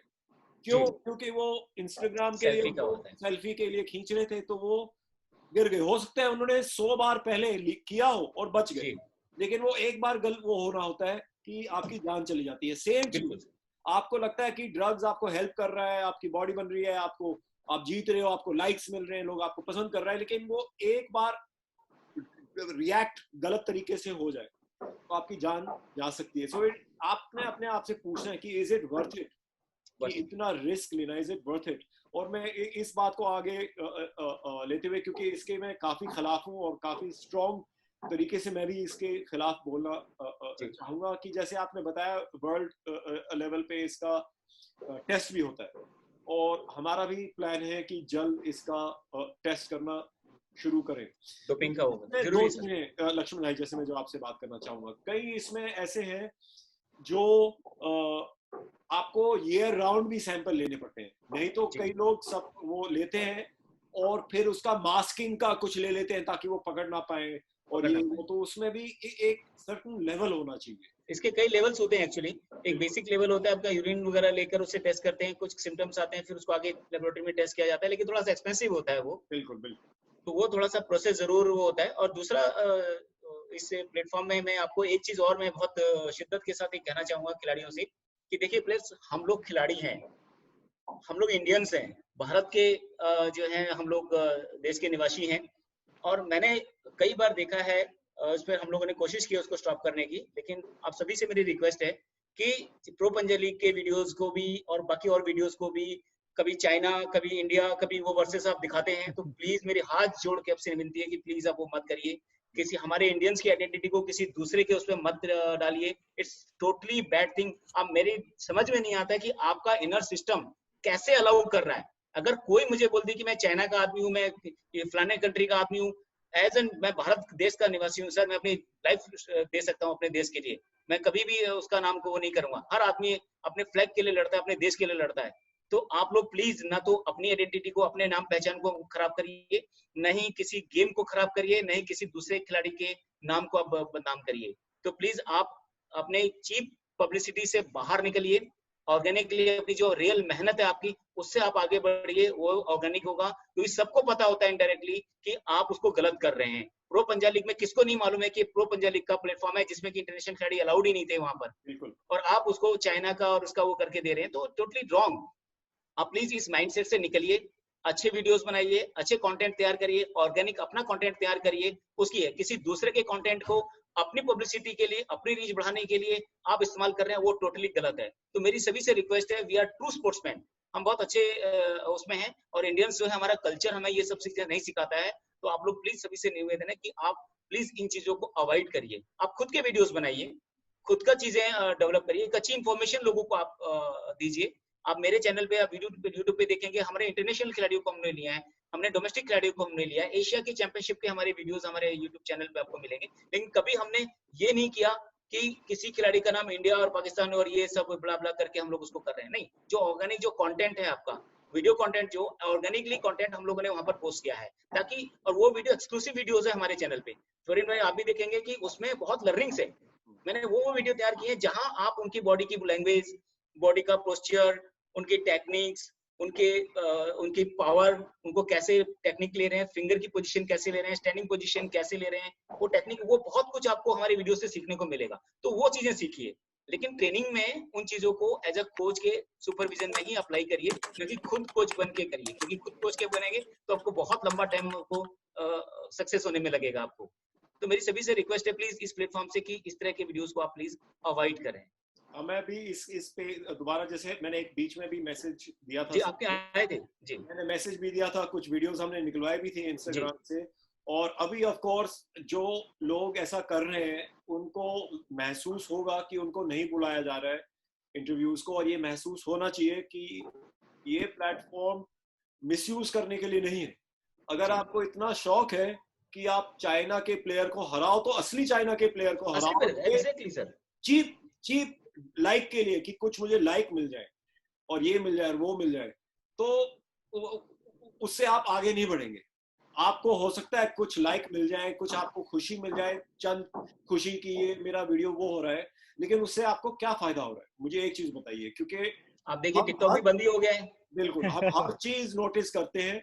आपको प्लेटफॉर्म पे नहीं बुलाया जाएगा, अनाउंस नहीं करेंगे, आपको खुद ब खुद आपको पता चल जाएगा। आप सोचेंगे कि मुझे क्यों नहीं बुलाया जा रहा है, आपको फिर अंदर आप अपने आप से पूछिए, आपको मालूम पड़ जाएगा कि आपको क्यों नहीं बुलाया जा रहा है और क्यों आपको इतना पुश नहीं किया जा रहा है। तो हम ऐसे बिहेवियर को कभी भी रिवॉर्ड नहीं करेंगे कि आप अपने आप ये चीप चीजों के लिए, स्पेशली मुझे बहुत वो लगता है कि आप स्पेशली नॉर्थ ईस्ट प्लेयर्स को ऐसा टारगेट करते हैं कि अपने कुछ लाइक्स के लिए आप उनको एक चाइनीज का ठप्पा देने के लिए कि चलो क्या हो गया यार मुझे, वो एक जो थॉट प्रोसेस है वो बहुत बहुत गलत है। और मैं ये जरूर बोलना चाहूंगा कि वो आपको नुकसान देगा लॉन्ग टर्म में, 100% आपको नुकसान देगा। और ये नहीं होना चाहिए कि इतना नुकसान दे कि आपका करियर एक ऐसे छोटी चीज के लिए ही खराब हो जाए। तो मैं दोबारा बोलना चाहूंगा सबको कि कुछ लाइक्स के लिए ऐसा मत कीजिए। आपको बहुत सून मौका मिलेगा इंटरनेशनल प्लेयर्स को के साथ खेलने के लिए, और उनको असली में हराइए, असली में हराइए, अपने आप को इतना बड़ा बनाइए कि आप इंटरनेशनल प्लेयर को असली में हराएं और वो वीडियो फिर पोस्ट करके वायरल बनाएं। उससे हमको कोई प्रॉब्लम नहीं है। हमको खुशी होगी कि हमारे प्लेयर्स एक इंटरनेशनल खिलाड़ी को हरा रहे हैं। तो अभी इस बात से आगे मेरे ख्याल से आप सबको समझ में आ गया है कि हम क्या कह रहे हैं। इस बात से आगे बढ़ के अभी इंटरनेशनल सर मैं ये भी कहना चाहूंगा कि बहुत लोग क्या कहते हैं कि किसी चीज को बनाना, दोस्तों आपको मैं यहाँ इस प्लेटफॉर्म से ये भी बनाना चाहूंगा, किसी चीज को बनाना, चाहे वो इवेंट है, चाहे वो खिलाड़ी है, उसको बहुत टाइम लगता है। खिलाड़ी 1-2 दिन में तैयार नहीं हो जाता, इवेंट 1-2 दिन में तैयार नहीं हो जाता। आई नो परवीन भाई के साथ कई सालों से मैं जुड़ा हुआ हूँ, क्या क्या बैरियर्स हुए होंगे, क्या क्या चैलेंजेस आए हुए हैं। आज इस लेवल पे टूर्नामेंट को खड़ा करने के लिए ओवर द नाइट नहीं हो गया। बेशक परवीन सर और प्रीति मैम एक बहुत बड़े स्टार हैं, फिल्म इंडस्ट्री से हैं, उनके पास बहुत अच्छा बैकएंड सपोर्ट है, लेकिन उनको भी काफी टाइम लगा इस चीज में पूरा रिसर्च करके इस टूर्नामेंट को एक लेवल पे लाने के लिए, तब जाकर ये चीजें आई है। ऐसे ही हम जो खिलाड़ी तैयार करते हैं, खिलाड़ी तैयार होने में सालों लगते हैं, और कई लोग क्या करते हैं, उस खिलाड़ी को थोड़ा सा माइंडसेट उनका चेंज करने के बाद वो सोचते हैं कि ये तो मेरा स्टूडेंट हो गया जी, ये तो मैंने इनको सिखाया है जी। लेकिन ग्रास रूट लेवल पे जो फाउंडेशन, जो मैंने नींव बताई आपको, जो नींव जो खड़ी की जाती है ना सर, उसके बाद बिल्डिंग कभी भी, मैंने बोला ना कि नींव खड़ी कर दीजिए आप, नींव बनाने में आपको टाइम लगेगा, मेहनत नींव बनाने में लगती है सर। बिल्डिंग की तो आप जितने मर्जी फ्लोर उसमें खींच दीजिए, तो वही होता है कि जब नींव तैयार हो जाती है, जो बिल्डिंग खड़ी करने की बारी आती है, तो उसमें कई लोग अपना कब्जा कर लेते हैं, ये ताला मार दिया, ये मेरा हो गया। तो मैं चाहूंगा कि सभी लोगों से प्लीज आप ऑर्गेनिकली सब चीजें करिए, आप इवेंट भी बनाइए, खिलाड़ी भी तैयार करिए, लेकिन एक ग्रास रूट से लेकर एक खिलाड़ी को तैयार करिए, तब आपको उसका महसूस होगा कि एक खिलाड़ी को तैयार करने में कितना टाइम लगता है, कितनी मेहनत लगती है। उसके बाद आप प्राउडली बोलिए कि दिस इज माय स्टूडेंट, ये मेरा स्टूडेंट है, तो मुझे ज्यादा खुशी होगी उसके, इंस्टेड ऑफ की आधा पूरा स्टूडेंट तैयार हो गया है, उसके बाद वो अच्छा खेल रहा है तो उसका अपने माइंडसेट चेंज किया, उसके बाद ये मेरा स्टूडेंट है। तो ये केसेस बहुत हुए मेरे साथ, एक नहीं है, ऐसे बीचों हजारों केसेस हैं।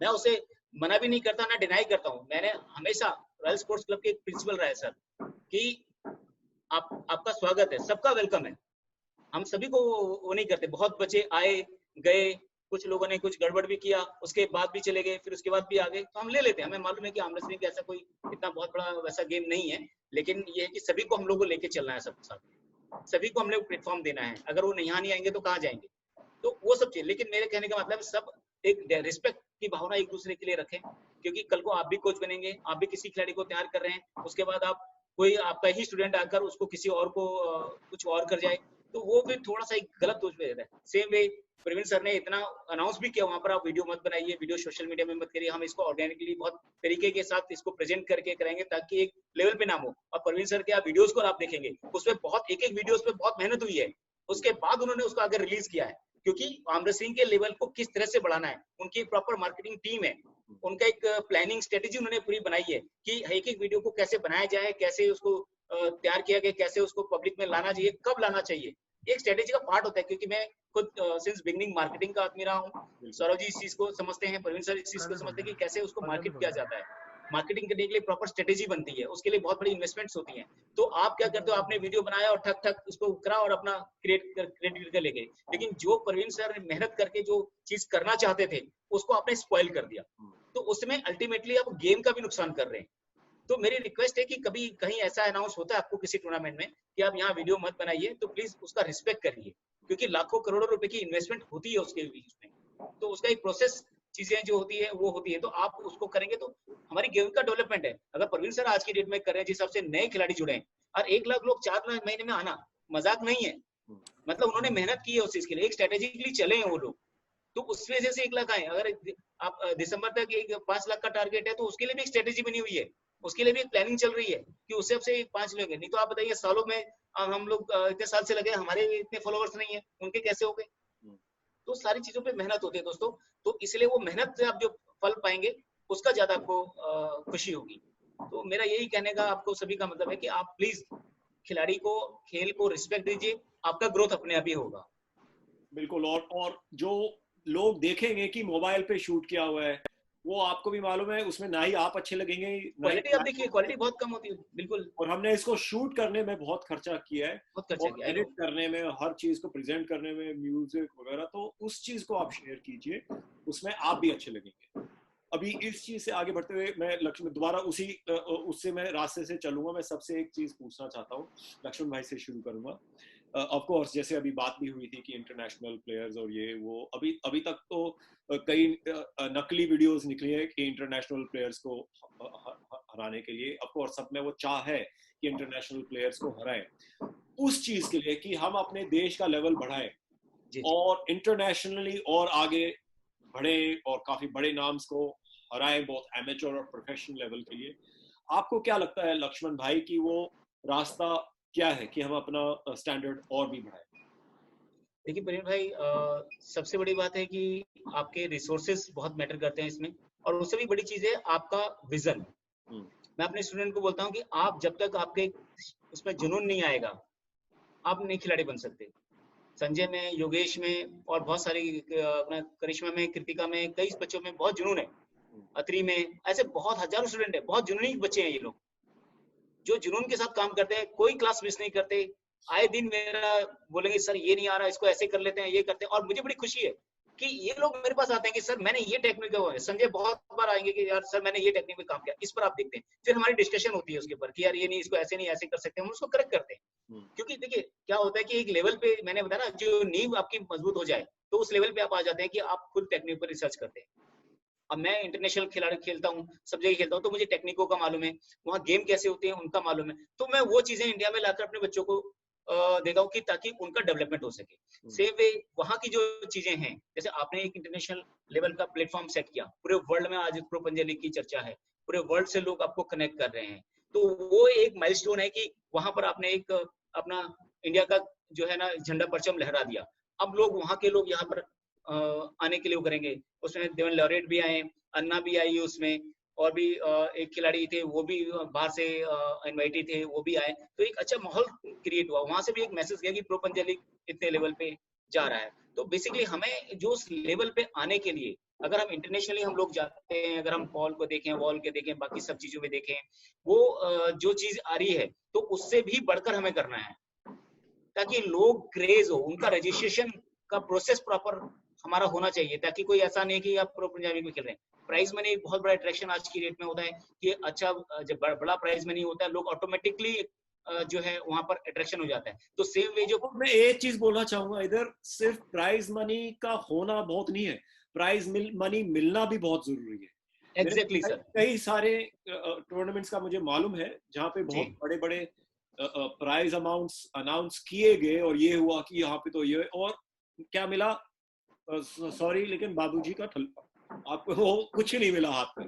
आई नो सर, वो कुछ नहीं मिला, ना ही एक सप्लीमेंट का डब्बा मिला। तो इसलिए मेरा हमेशा ये रहा है कि इन चीजों में आप लोग वो मत कीजिए कि उधर इधर, कि हम लोग प्रॉमिस कम करते हैं और डिलीवर ज्यादा करते हैं उसी रात को। इसलिए उसी रात को प्रो पंजाब लीग का जो उसी रात को हमारा ये था कि जो जिनका बनता है उसी रात को उनको चेक मिलना चाहिए, ताकि वो सुकून से सोएं। क्योंकि मुझे मालूम है कई ये दिमाग में रहता है कई बार कि मिलेगा या नहीं मिलेगा, और कई बार फॉल्स प्रॉमिस हुए हैं। तो मुझे ये था कि रात को ही सबको वो देना है, ताकि सबको मालूम हो कि प्रो पंजाब लीग जो बोलता है, चाहे शुरुआत जैसा भी, लेकिन जो बोला वो दिया। ये नहीं है कि हमने बड़ा बहुत ज्यादा वो बोल दिया कि हम इतना देंगे और फिर बाद में बोले यार थोड़ा सा प्रॉब्लम हो गया, अभी आप ये लेके काम चला लो।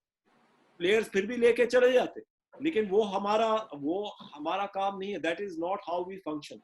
वी ऑलवेज फंक्शन कि सोच समझ के प्रॉमिस करो, और जो प्रॉमिस किया है उससे ज्यादा ही डिलीवर करो, उससे उतना तो डिलीवर कीजिए ही, उससे ज्यादा भी कोशिश कीजिए। नहीं, रियली अप्रिशिएट प्रवीण सर आपका, क्योंकि मेरे को बहुत अच्छे से मालूम है कि दोस्तों मैं आपको बताना चाहूंगा कि हमारे दिल्ली के एक बच्चे का कुछ चेक में इशू आ गया था, शायद उसमें कुछ कटिंग वगैरह हो गई थी, वो बच्ची परेशान हो गई थी, छोटी बाबा का शायद केस था वो। तो फिर मैंने प्रवीण सर को इमीडिएटली बताया कि सर ऐसे ऐसे प्रॉब्लम हो रही है, फिर उनको चेक की कॉपी भेजी। तो आप बिलीव करेंगे कि immediately with in a day और 2 आपका उनका उन्होंने पैसा जो है ट्रांसफर कर दिया। और जबकि आगे ऐसे बहुत सारे नंबर ऑफ केसेस हैं, ऐसा 2-3 केसेस हुआ। आप एक कट उन्होंने जैसे ही बताया, मैंने उससे बोला कि जो रिटर्न चेक है उसका फोटो भेज दो, उसी वक्त हमने ट्रांसफर कर दिया। उस दिन प्रो पंजाब लीग के रात को हम ये नहीं बोलना चाहते थे कि आपको ट्रांसफर करेंगे, क्योंकि वो मुझे मालूम है रात को लोग चैन से नहीं सो पाते। वो सुना हुआ है जो हार्ड कैश उस टाइम मिलता है ना, सो उसकी फीलिंग और उसका एक जो चार्म और खुशी अलग ही होती है। पहले कि ट्रांसफर हो जाएगा, और वो ट्रांसफर कब होता है कब नहीं होता है वो मालूम नहीं होता। इसलिए मैं चाहता था कि जो चेक का कॉपी है वो उनके हाथ में दे, ताकि वो ये हो। और जैसे आपने बताया 2-3 जहाँ पे कटिंग वटिंग का छोटा मोटा ये था, वो इमीडिएटली हमने किया। तो वो ट्रस्ट बिल्डिंग होता है सर, वो इंटेंशन दिखाता है आपकी। बिल्कुल, ये था हमेशा कि एकदम से मिलना चाहिए प्लेयर को, जरा सा भी ये नहीं होना चाहिए जी इनका जो इंटेंशन है वो थोड़ा सा भी ये है नहीं। हमारा इंटेंशन है गेम को ग्रो करना, ऑफ कोर्स एक तरीके से ग्रो करना, और उसमें कई सारे हमारे वो हैं जो ऑलरेडी हमने वो डाल दिए हैं, एक तरीके से ग्रो करना, ताकि हमारे प्लेयर्स जो हैं इंटरनेशनल लेवल का ये हो कि India is an international level play wrestling nation. Sorry, ये मैंने आपका बीच में आपका बात काटा, सॉरी। नहीं सर, वो तो जरूरी है, डिस्कशन है तो ये डिस्कशन के हेल्दी वो रहता है। और दोस्तों आप ये भी देखें कि जो प्रवीण सर ने जो एग्जांपल सेट किया है, आई थिंक वर्ल्ड में मैंने अभी तक कोई ऐसा एग्जांपल अभी तक मेरी नोटिस में एटलीस्ट नहीं है कि जो अमाउंट हुआ वो डिलीवर हुआ। सर्विसेज बहुत ही, टूर्नामेंट वंडर क्लास था, कोई दिक्कत नहीं थी। उसके अलावा साइनिंग अमाउंट भी आपको दिया जा रहा है कि साइनिंग करने के बाद आपको भी फर्दर आपको सपोर्ट जो कर रहे हैं, जबकि कोई भी ऐसा टूर्नामेंट नहीं है कि आपको अदर फर्दर आपको जो आपकी पोजीशन के हिसाब से जो है आपको अमाउंट कमिटमेंट किया जा रहा है, जो कि धीरे-धीरे आपको जो भी प्रोसेस होगा। इसमें मैं एक और बात दोबारा बोलना चाहूंगा, क्योंकि पूछा मेरे से, सॉरी, मैं एक बात और क्लेरिफाई करना चाहूंगा कि जो आपको कॉन्ट्रैक्ट अमाउंट है मेन टूर्नामेंट में, हम नहीं चाहते कि कोई भी हारे, लेकिन अगर आप हार भी गए, एक भी मैच नहीं जीते, तब भी वो आपको कॉन्ट्रैक्ट अमाउंट मिलेगा।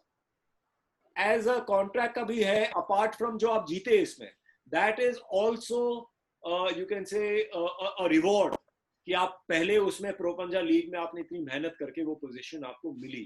तो जो सबसे पहले जो जुड़े हमारे साथ, सबसे पहले उनको एक एक्स्ट्रा वो कि जो मेन टूर्नामेंट में आपको सीधा जोनल में आने को मिलेगा, और अगर आप एक चाहे आप 1 मैच जीतो, 2 मैच जीते, जो भी है, और हार भी गए, तो वो जो है वो आपको 100% मिलेगा, प्लस जीतने का जो बोनस, जो फाइनल वगैरह है, वो अलग है। लेकिन वो आपको एक ये है कि एक शुरुआत है कि चाहे मैं जीतूं हारूं, जो भी है वो अमाउंट मिलेगा। एक प्रोफेशनलिज्म का एक और हम वो देना चाहते थे कि ये है कि चलो एक ऑलरेडी अमाउंट, क्योंकि आपने इतनी मेहनत करके ऑलरेडी प्रो पंजा लीग में हिस्सा लिया है, तो ऑलरेडी जो मेन एडिशन है, हालांकि ये सिर्फ रैंकिंग टूर्नामेंट है, तो ये एक गुडविल आप लगा लीजिए था कि this is as a benefit to all those players who have already got positions in the pro Panja league. Sorry Laxman भाई मेरे ख्याल से वापस आएंगे। मैं सॉरी लक्ष्मण भाई, थोड़ा सा नेटवर्क का इशू हो गया था इधर, बात खत्म हो गई। मैं यही बोलना चाहता था कि एक एडेड बेनिफिट हम देना चाहते थे कि प्लेयर्स को, कि आप चाहे, क्योंकि आपने शुरुआत में ही प्रो पंजा लीग के साथ जुड़े, तो मेन टूर्नामेंट में चाहे आप हार भी जाओ, फिर भी सबको ये अमाउंट मिलेगा। एक वो बहुत बड़ा एप्रिसिएशन है सर, और पूरे वर्ल्ड में इसका बहुत तारीफ इसमें हो रही है। तो आई एम श्योर जो एग्जांपल, जो मॉडल आपने ये सेट किया है, तो वर्ल्ड में जो हमारा जो इवेंट का जाएगा, आपका इवेंट का, तो डेफिनेटली वो बहुत बड़ा एग्जांपल होगा, और हजारों खिलाड़ी हमारे साथ जुड़ने के लिए यहाँ पर जरूर मतलब एग्रेसिव होंगे कि मेरे को प्रो पंजा लीग में खेलना है करके। ये बहुत बड़ा एग्जांपल आपने सेट किया है, जिसका कि बहुत लंबे उसमें आपको इसका एग्जांपल हमारे को मिलेगा। अभी मैं तो इसमें थोड़ा सा मैं सजेस्ट करना यही चाहूंगा कि इसमें बेसिक आपका टीम का वो है, आप देखिएगा इसमें जैसे एक तो गर्ल्स का थोड़ा सा आप एक वेट कैटेगरी का थोड़ा सा कंसीडर करिए, क्योंकि जो कंपटीशन है 2 वेटों में बहुत ज्यादा हो जाता है, मतलब एक वेट बहुत कम हो जाता है, वो बच्चा उसका जस्टिफाई नहीं हो पाता है उसमें। 4 वेटों में तो फिर भी थोड़ा सा वो हो जाता है, प्लस एक डिसेबल को और एक मास्टर को भी आप एक कैटेगरी का थोड़ा सा आप जो फिजिकल चैलेंज का एक कैटेगरी भी करेंगे, तो उनको भी थोड़ा सा एप्रिशिएशन मिलेगा और इसको और बूस्टअप मिलेगा आपके इवेंट को।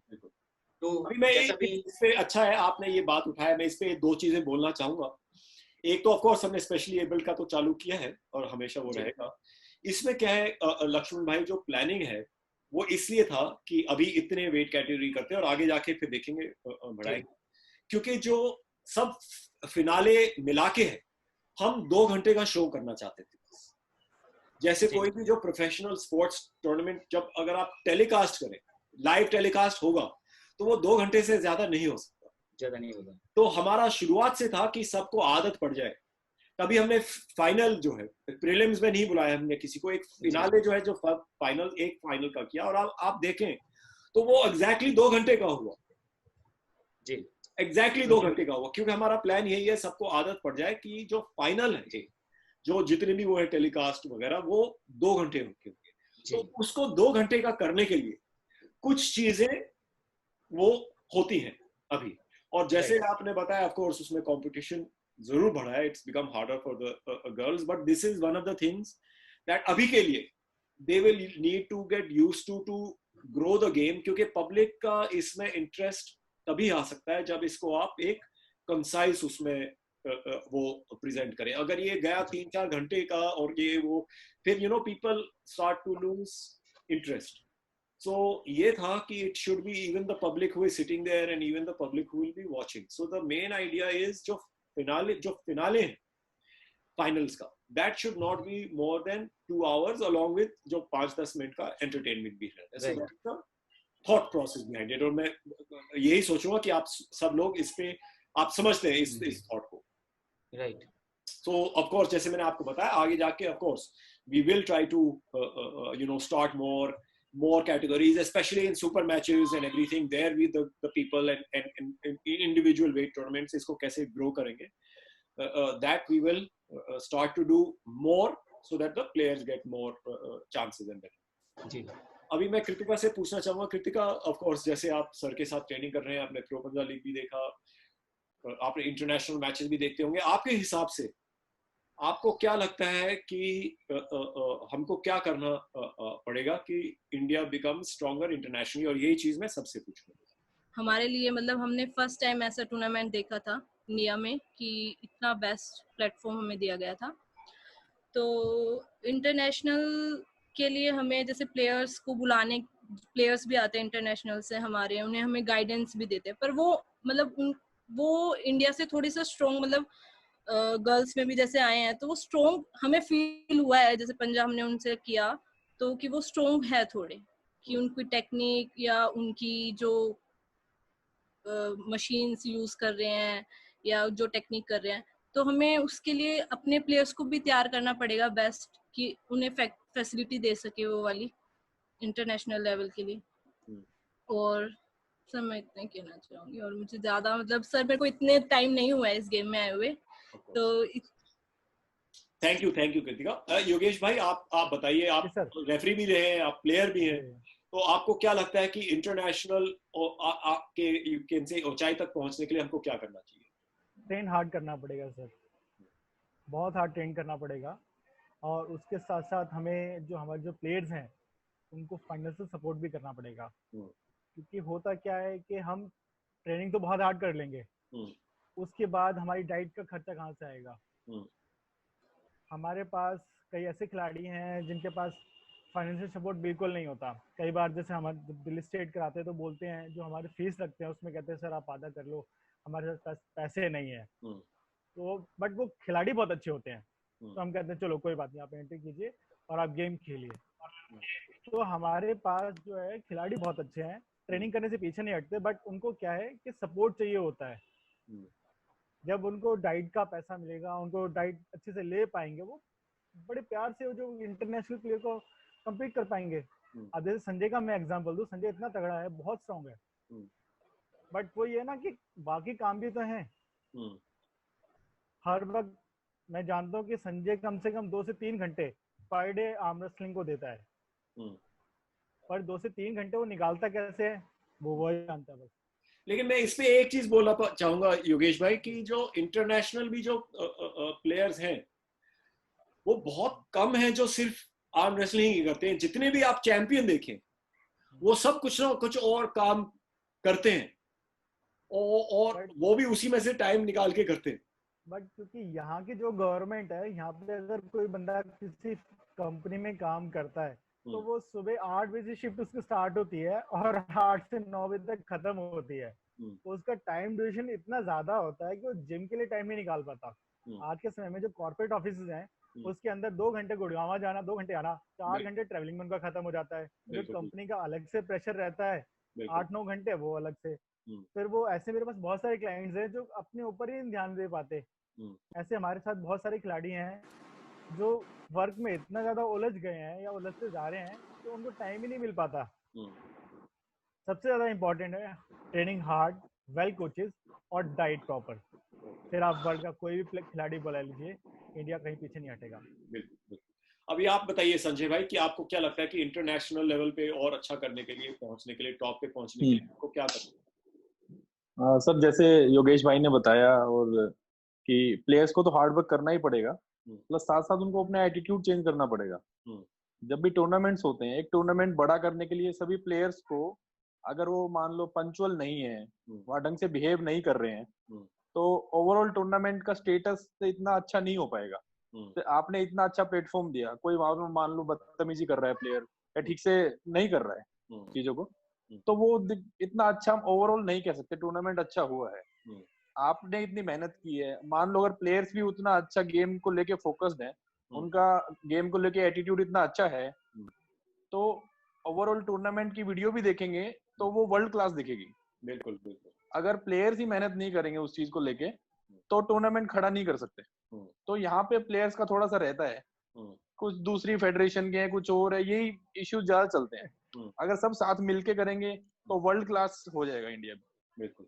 और काफी कम टाइम में हम बहुत आगे जा सकते हैं। प्लेयर्स बहुत हैं यहाँ पे, पर ठीक है, उनको थोड़ा सा माइंडसेट उनका चेंज करना पड़ेगा। बाकी ट्रेनिंग तो चाहिए, वो तो सारी चीज है। बिल्कुल जी। ओके, थैंक यू संजय भाई। सौरभ भाई आप बताइए कि आपके हिसाब से, बिकॉज आपको इतना टेक्निकल नॉलेज भी है, तो आपको क्या लगता है कि what do we have to do to reach a higher international level? Parveen भाई, मैं आपको रुचिर के बारे में बताऊंगा कि is a very damn guy, sweet guy. Okay. मतलब क्रेजी, मतलब जिसको बोलते हैं ना वो है, और बहुत इन डेप्थ नॉलेज रखते हैं इंटरनेशनल मार्केट के अंदर, आर्म रेसलिंग की मार्केट का बहुत अच्छी नॉलेज रखते हैं पूरा। प्रॉपर वॉच करते हैं, प्रॉपर फॉलो करते हैं तो और अपडेट करते रहते हैं रेगुलर। थोड़ा सा और आप इनका इंट्रोडक्शन दीजिए। ऋषि, आप बेटर है कि आप अपना इंट्रोडक्शन खुद दें तो ज्यादा अच्छा होगा, और आपकी दाढ़ी बहुत अच्छी लग रही है।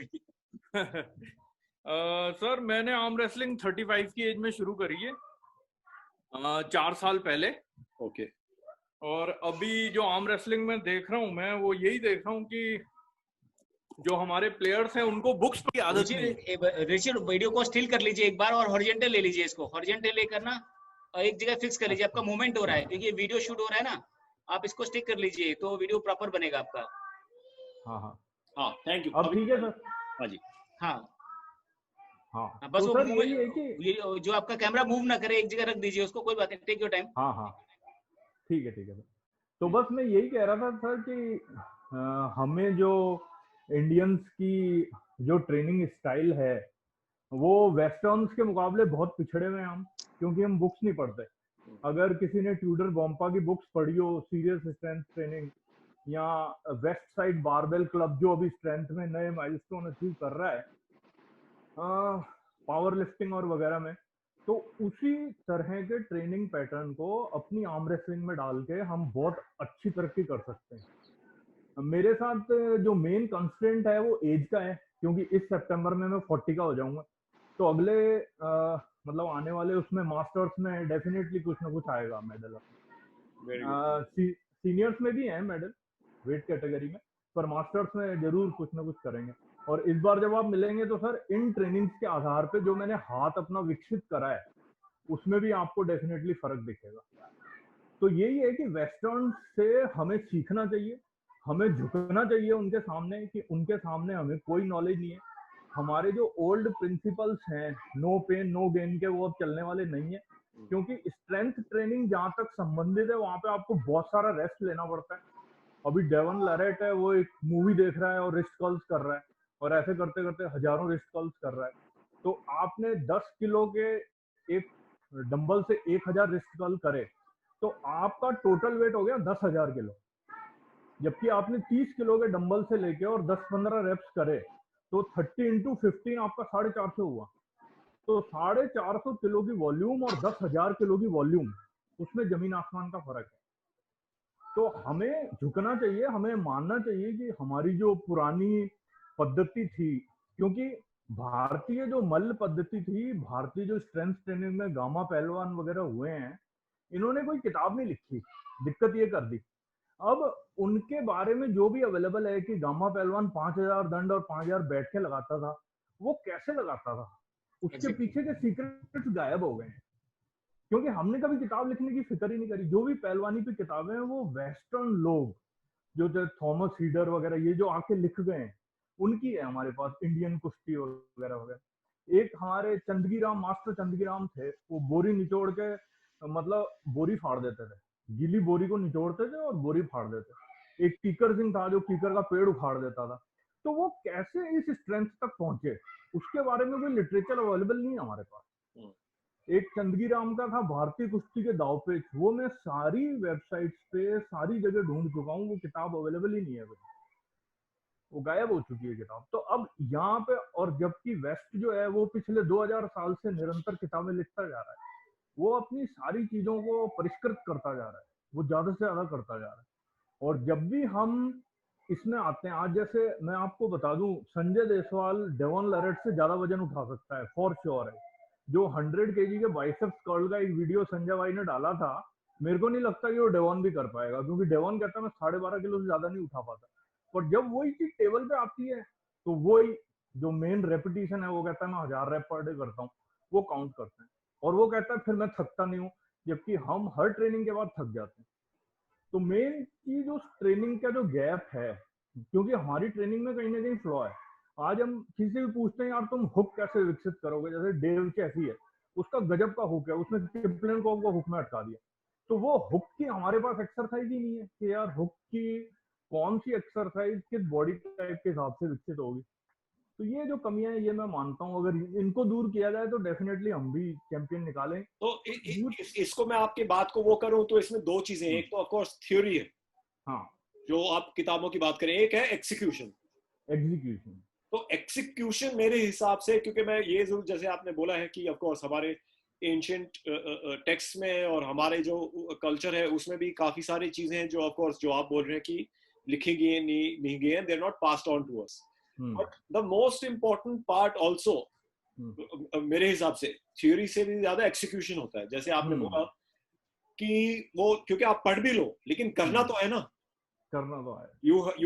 You will only get strong, पढ़ने के बाद आप स्ट्रॉन्ग नहीं होंगे, पढ़ने के बाद आपको नॉलेज मिलेगा, लेकिन एक्सिक्यूशन के बाद यू विल बिकम स्ट्रॉन्ग। तो even if you have the knowledge, but you have to have the will power to execute that knowledge. Even if you have, let's say, a little less knowledge, but you have to have the willpower to execute that. Of course, इसमें कई सारे वो चीजें, ये एक लंबी काफी वो हो सकती है, एक अलग ही टॉक है ये। तो इसको मैं, जो आपने बोला उसको मैं बस 2 चीजों में ब्रेक डाउन कर रहा हूँ। अभी समर भाई का, सौरभ भाई का अभी भी मेरे ख्याल से वो काम नहीं कर रहा है, ओरिजिनली उनका काम कर रहा था। तो अभी मैं एंड में सबसे पूछना चाहूंगा कुछ जाते हुए, लक्ष्मण भाई, सबके साथ एक बहुत अच्छा चैट हुआ है आज, और एक मेरे ख्याल से सब आर्म रेसलिंग के जो फ्रेटर्निटी है, जो फैंस हैं, एथलीट्स हैं, उन सबको कुछ सीखने को मिलेगा इस चैट से, और एक बहुत ही पॉजिटिव चैट हुआ, because one always believes in positivity. हमेशा पॉजिटिव चीजें बात करो जिससे हेल्प हो सकता है फॉर एवरीवन। तो एंड में जाते जाते मैं ऑफ कोर्स दोबारा लक्ष्मण भाई से बात, आप सब कुछ बोलना चाहेंगे तो लक्ष्मण भाई आप जरूर एंड में कुछ बोलिए। पर भाई जैसे रुचिर ने बोला, रुचिर में एक क्रेज है करने का, यानी कि आर्म रेसलिंग में जुनून है, ये रिसर्च करते रहते हैं। तो इन्होंने कुछ बहुत अच्छी बातें बोली। बीच में मेरा वीडियो थोड़ा सा और मेरा नेटवर्क चला गया था, तो मैं कुछ बातें सुन नहीं पाया, लेकिन 1-2 चीजें इन्होंने बोली कि जैसे संजय वेट जो है ज्यादा उठा रहे हैं, डेविल वेट इतना नहीं उठा पा रहे। ट्रू, हमारे इंडियंस में क्या है कि हमारे यहाँ कि वो वेट के पीछे भागते हैं कि मैंने इतना वेट उठा लिया। मेरे कई स्टूडेंट्स हैं, बोले सर मैं अगर 60 किलो करूंगा कि मैं संजय को हरा दूंगा, या मैं 80 कर लूंगा तो ये हरा दूंगा।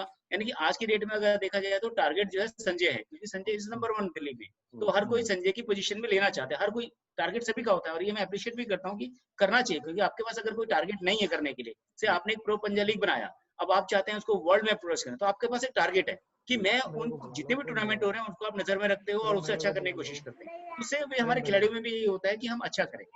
हमारे यहाँ प्रॉब्लम क्या है कि लोग क्वालिटी में बिलीव नहीं करते, क्वांटिटी में बिलीव करेंगे कि मैं अगर 100 किलो उठा लूंगा तो मैं ज्यादा पावरफुल लगूंगा। नहीं होता। अब वो जैसे डेविल लैरियट 10-12 किलो जिसे करता है, तो वो कैसे करता है, उसकी टेक्निक क्या है, स्ट्रेंथनिंग क्या है। हमारा गेम जो है वो पावर वाला नहीं है। पावर वाला है तो वेट लिफ्टर भी हमारे से ज्यादा पावर उठा रहा है, लेकिन हम आर्म रेसलिंग के नीचे आते के साथ ही वो 50 किलो वाले लड़के को नहीं हरा पाता। क्यों? क्योंकि टेक्निकल है। और सेम वे हम कम वेट से बहुत अच्छी एक्सरसाइज कर देते हैं। बेसिकली हमारे जो हाथ के जो मसल्स हैं, हैंड के जो मसल्स है, फिंगर के जो मसल्स है, उनको हम कितना स्ट्रॉन्ग करते हैं, वो हमारे हैवी वेट से करने से नहीं आएंगे, वो लाइट वेट करने से ही धीरे धीरे डेवलप होंगे। जैसे मैंने बोला नींव मजबूत करने, तो ऐसे ही हमारी जो मसल्स हैं, टेक्निक्स हैं, उसको हम लोग स्लाइटली थोड़े से ही हम लोग वो करेंगे। सेम वे अगर आप बिल्डिंग बनाते हैं, तो बिल्डिंग में बड़े बड़े पत्थर अगर लगा देंगे उसमें, बजाय की छोटी छोटी ईंट लगाने के, तो वो ज्यादा मजबूत नहीं होगा आपका। ज्यादा इंपॉर्टेंट होते हैं, इंस्टेड ऑफ बड़ी चीजों को आप ले ले, तो भारी चीजों को करने से सोल्यूशन नहीं है। सभी खिलाड़ियों को मैं ये बोलना चाहूंगा कि आप क्वालिटी में बिलीव करिए, क्वांटिटी में मत जाइए कि आप कितने रेपिटेशन निकाल रहे हैं, कितना वेट आपने उठा लिया। हमारे आर्म रेसलिंग के अंदर कोई मैटर नहीं करता वेट का, मैटर करता है कि क्वालिटी, टेक्निकली उसको ठीक कर रहे हैं नहीं कर रहे हैं आप, और तरीका आपका कैसा है, और वेदर वो आपको आपकी आर्म रेसलिंग खेलते वक्त आपको वो हेल्प कर रहा है नहीं कर रहा है। आप ट्रेनिंग कुछ और कर रहे हैं और लेकिन वेट कहीं और उठा रहे हैं, तो मसल आपकी और पावर आपकी जो जितनी भी जो हो रही है टेक्निक में, और पावर की जो स्ट्रेंथनिंग आपने किया, वो कहीं कहीं डाइवर्ट हो रही है। तो उसका जो कनेक्शन है, वो कनेक्शन के लिए आपको कोच चाहिए। उस ब्रिज को कनेक्ट करने के लिए, पावर और टेक्निक को ब्रिज बनाने के लिए, उसको कंबाइन भी यूनिक कॉम्बिनेशन बनाने के लिए वो चाहिए। तो मैं सभी खिलाड़ियों से मैं इतना ही कहूंगा कि please don't go for quantity, go for quality. अपने आप आपको सक्सेस मिलेगी। और आप कभी भी जीत के पीछे मत भागिए दोस्तों, जीत कुछ भी नहीं होती है। आप केवल अपनी टेक्निक को, अपने को अच्छा बनाने की कोशिश करिए, उसी पे लगे रहिए। जीत अपने आप ही आपके पास आएगी, आप जीत अपने आप आपको मिलेगी, उसमें आपको कहने की जरूरत नहीं पड़ेगी। हमने कभी भी वो नहीं किया। एक टाइम होता था तो कई लोग पहले होता था कि यार इस वेट में कौन खेल रहा है, आप बिलीव करेंगे परिण भाई, मैं आपको बहुत पुरानी आपको बताना चाहूंगा कि कैसे लोगों में साइकोलॉजी कैसे रहती है कि लोग मेडल पाने के लिए क्या क्या करते हैं, और जबकि हमारे स्टूडेंट्स में कभी भी रॉयल स्पोर्ट्स क्लब में आप किसी में भी बच्चे में ऐसा चीज फीलिंग नहीं देखोगे। बहुत बच्चे पुराने ही मैं बता रहा हूँ, अभी मेंटेलिटी लोगों की चेंज हुई है कि सपोज जब मैं एक बार खेलता था तो जब हम खेलते थे तो लोग चेक करते थे, अरे लक्ष्मण भाई आप कौन से वेट में खेल रहे हो, अच्छा आप किस वेट में खेल रहे हो, अच्छा लक्ष्मण भाई इस वेट में खेल रहे हैं, तो भैया वो अपना नाम उठा के तो उसने ऊपर के वेट में चला गया, वो नीचे के वेट में चला गया, और लक्ष्मण का जिस वेट में वो छोड़ दिया। क्यों? उनको पता है कि मैं लक्ष्मण को हरा नहीं पाऊंगा। तो ये साइकोलॉजी है हमारी, और हो सकता है कि वो मुझे हरा दे। प्रॉब्लम कहाँ है कि हो सकता है मुझे हरा दे, लेकिन एक साइकोलॉजी हमारी ऐसी बन जाती है कि नहीं यार वो तो स्ट्रॉन्ग है, मैं उसको हरा नहीं सकता। तो वो साइकोलॉजी चेंज करने की जरूरत है दोस्तों। आप किसी को भी हरा सकते हो, कोई भी चीज परमानेंट नहीं होती है। अगर मैं 10 टाइम अगर नेशनल चैंपियन भी बना हूँ तो मेरी कोई परमानेंट नहीं है। मैंने गोल्ड मेडल भी लगाया 2018 में, गोल्ड मेडल लगाया, लेकिन 19 में मेरा सिल्वर मेडल आ गया, नहीं वो किया मैंने। तो ये होता है, आप कोई भी चीज फिक्स नहीं होती है। आपके अच्छे खिलाड़ी भी आपके पास आते हैं, आप उनसे भी अच्छे बन सकते हैं। तो ये डिपेंड करता है कि आप ट्रेनिंग कैसे कर रहे हैं, प्रैक्टिस कैसे कर रहे हैं, कितना टाइम आप दे पा रहे हैं, कितना डेडिकेशन आपका उसमें। तो वो चीज अपने आप में लाइए, इंस्टेड ऑफ आप सक्सेस के पीछे या उसके पीछे भागिए। सक्सेस अपने आप आपको मिल जाएगी। तो यही मेरा कहने का दोस्तों। आप परिण भाई, आपको इस शो का करने के लिए बहुत बहुत धन्यवाद। बहुत ही आई थिंक बहुत ही इंफॉर्मेटिव जानकारी यहाँ हम सब लोगों ने कोशिश की है लोगों को देने की, आई एम वो हेल्पफुल है। अगर आपको किसी को भी मेरी कभी भी कोई जरूरत है तो आई एम ऑलवेज वेलकम। मेरी पूरी टीम सारी अवेलेबल है, कभी भी आप किसी से बात कर सकते हैं, कनेक्ट कर सकते हैं, हमारे उसमें कोई वो नहीं है। आप सभी लोग अच्छा करें, प्रो पंजाब लीग को सपोर्ट करें। ये हमारा एक बहुत बड़ा प्लेटफॉर्म है इंडिया का, और जिसको हम लोगों ने सबने मिलकर आगे बढ़ाना है। जैसे इंडियन आर्म रेसलिंग हमारा फेडरेशन ग्रो कर रहा है, दिन ब दिन हम नए आयाम बना रहे हैं, नई नई चीजें हम लोग कर रहे हैं उसमें। प्रो पंजाब लीग भी हमारी इंडियन आर्म रेसलिंग फेडरेशन का एक नायाब क्या कहते हैं कोहिनूर हीरा कह सकता हूँ मैं, है हमारे उसमें। तो हमारी बहुत खुशी है इस चीज को। और परिण भाई, आपको, प्रीति मैम को और आपकी पूरी टीम को बहुत बहुत बहुत धन्यवाद एंड बहुत बहुत शुभकामनाएं आपके उसके लिए। हम आपके साथ हैं और हमेशा रहेंगे। तो चलते चलते कृतिका, आपको कुछ बोलना है? लैपटॉप से शायद ट्राई कर रहे हैं, वो तो नहीं हो पा रहा। यहाँ इनवाइट किया इस मीटिंग में, थैंक यू फॉर इसके लिए। और सर मैं ये कहना चाहूंगी कि कुछ हमारे इंडियन प्लेयर्स में, इंडिया में प्लेयर्स बहुत बेस्ट होते हैं, पर फाइनेंशियली उनको इतना सपोर्ट नहीं होता, तो वो आगे नहीं जा पाते। जैसे नेशनल खेलने के लिए भी बहुत सारे प्लेयर हैं जो बेस्ट हैं, पर वो नहीं जा पाते क्योंकि उनकी उसमें पे करना, उनका ट्रेवल का जो खर्च है वो नहीं कर पाते, एक्सपेंसिव नहीं कर पाते। तो मैं उसमें भी चाहूंगी कि उसमें भी थोड़ा सा मतलब गवर्नमेंट को सपोर्ट करना चाहिए, या मतलब फाइनेंशियली। लक्ष्मण सर है जैसे, हमारे फ्री ऑफ ट्रेनिंग देते हैं कि आप फ्री करो, पर हम उतनी अच्छी डाइट नहीं ले पाते कुछ लोग कि आप अपने आप को ग्रो कर सके। तो इस चीज में मैं भी एक चीज बोलना चाहूंगा कि प्रो पंजाब लीग ने ऑफ कोर्स इसमें भी एक स्टार्ट किया है, इसलिए किरण रिजिजू जी जो हमारे स्पोर्ट्स मिनिस्टर हैं उनको बुलाया, और ताकि उनको पता चले कि लेवल क्या है। उनको बहुत अच्छा लगा, और उन्होंने एक जैसे फिनाले में बोला भी है स्टेज पे कि हालांकि आर्म रेसलिंग इंडिया में is not a recognised sport, but still he will try and help in whatever way he can. तो आगे जाके ऑफ कोर्स हम इस चीज को परस्यू करेंगे। ऑफ कोर्स जब से उन्होंने बोला है हालात कुछ चेंज हुए, कोरोना की वजह से काफी कुछ चीजें चेंज हुई हैं, तो लेकिन हम इस चीज को ऑफ कोर्स फॉलो अप करेंगे कि सर इससे और बच्चे भी जुड़ेंगे इस गेम में, क्योंकि कुछ कहते हैं कि भाई इस गेम में कुछ है नहीं, इतना ऑर्गेनाइज नहीं है, बट इतना आगे आपने जो प्लेटफॉर्म दिया है उसके बाद इसमें बहुत ज्यादा बच्चे आएंगे और आगे बहुत आगे तक ये गेम जाएगा। आपके साथ जुड़ेंगे। योगेश भाई, आप क्या बोलना चाहेंगे कुछ चलते चलते? सॉरी योगेश भाई, योगेश भाई आ रही है सर? हाँ अभी आ रही है सर। आपका थैंक यू, आपने इतना बड़ा इवेंट कराया और बड़े तरीके से कराया। कई बार लोग क्या कहते हैं कि इवेंट करा तो देते हैं, हो जाता है, बट वो सारी चीजें जो प्लानिंग करते हैं वो चीजें होती नहीं है। आपने सभी चीजें प्लानिंग से की और प्लानिंग से हुई, कोई भी चीज गलत नहीं हुई, सब बहुत अच्छा हुआ।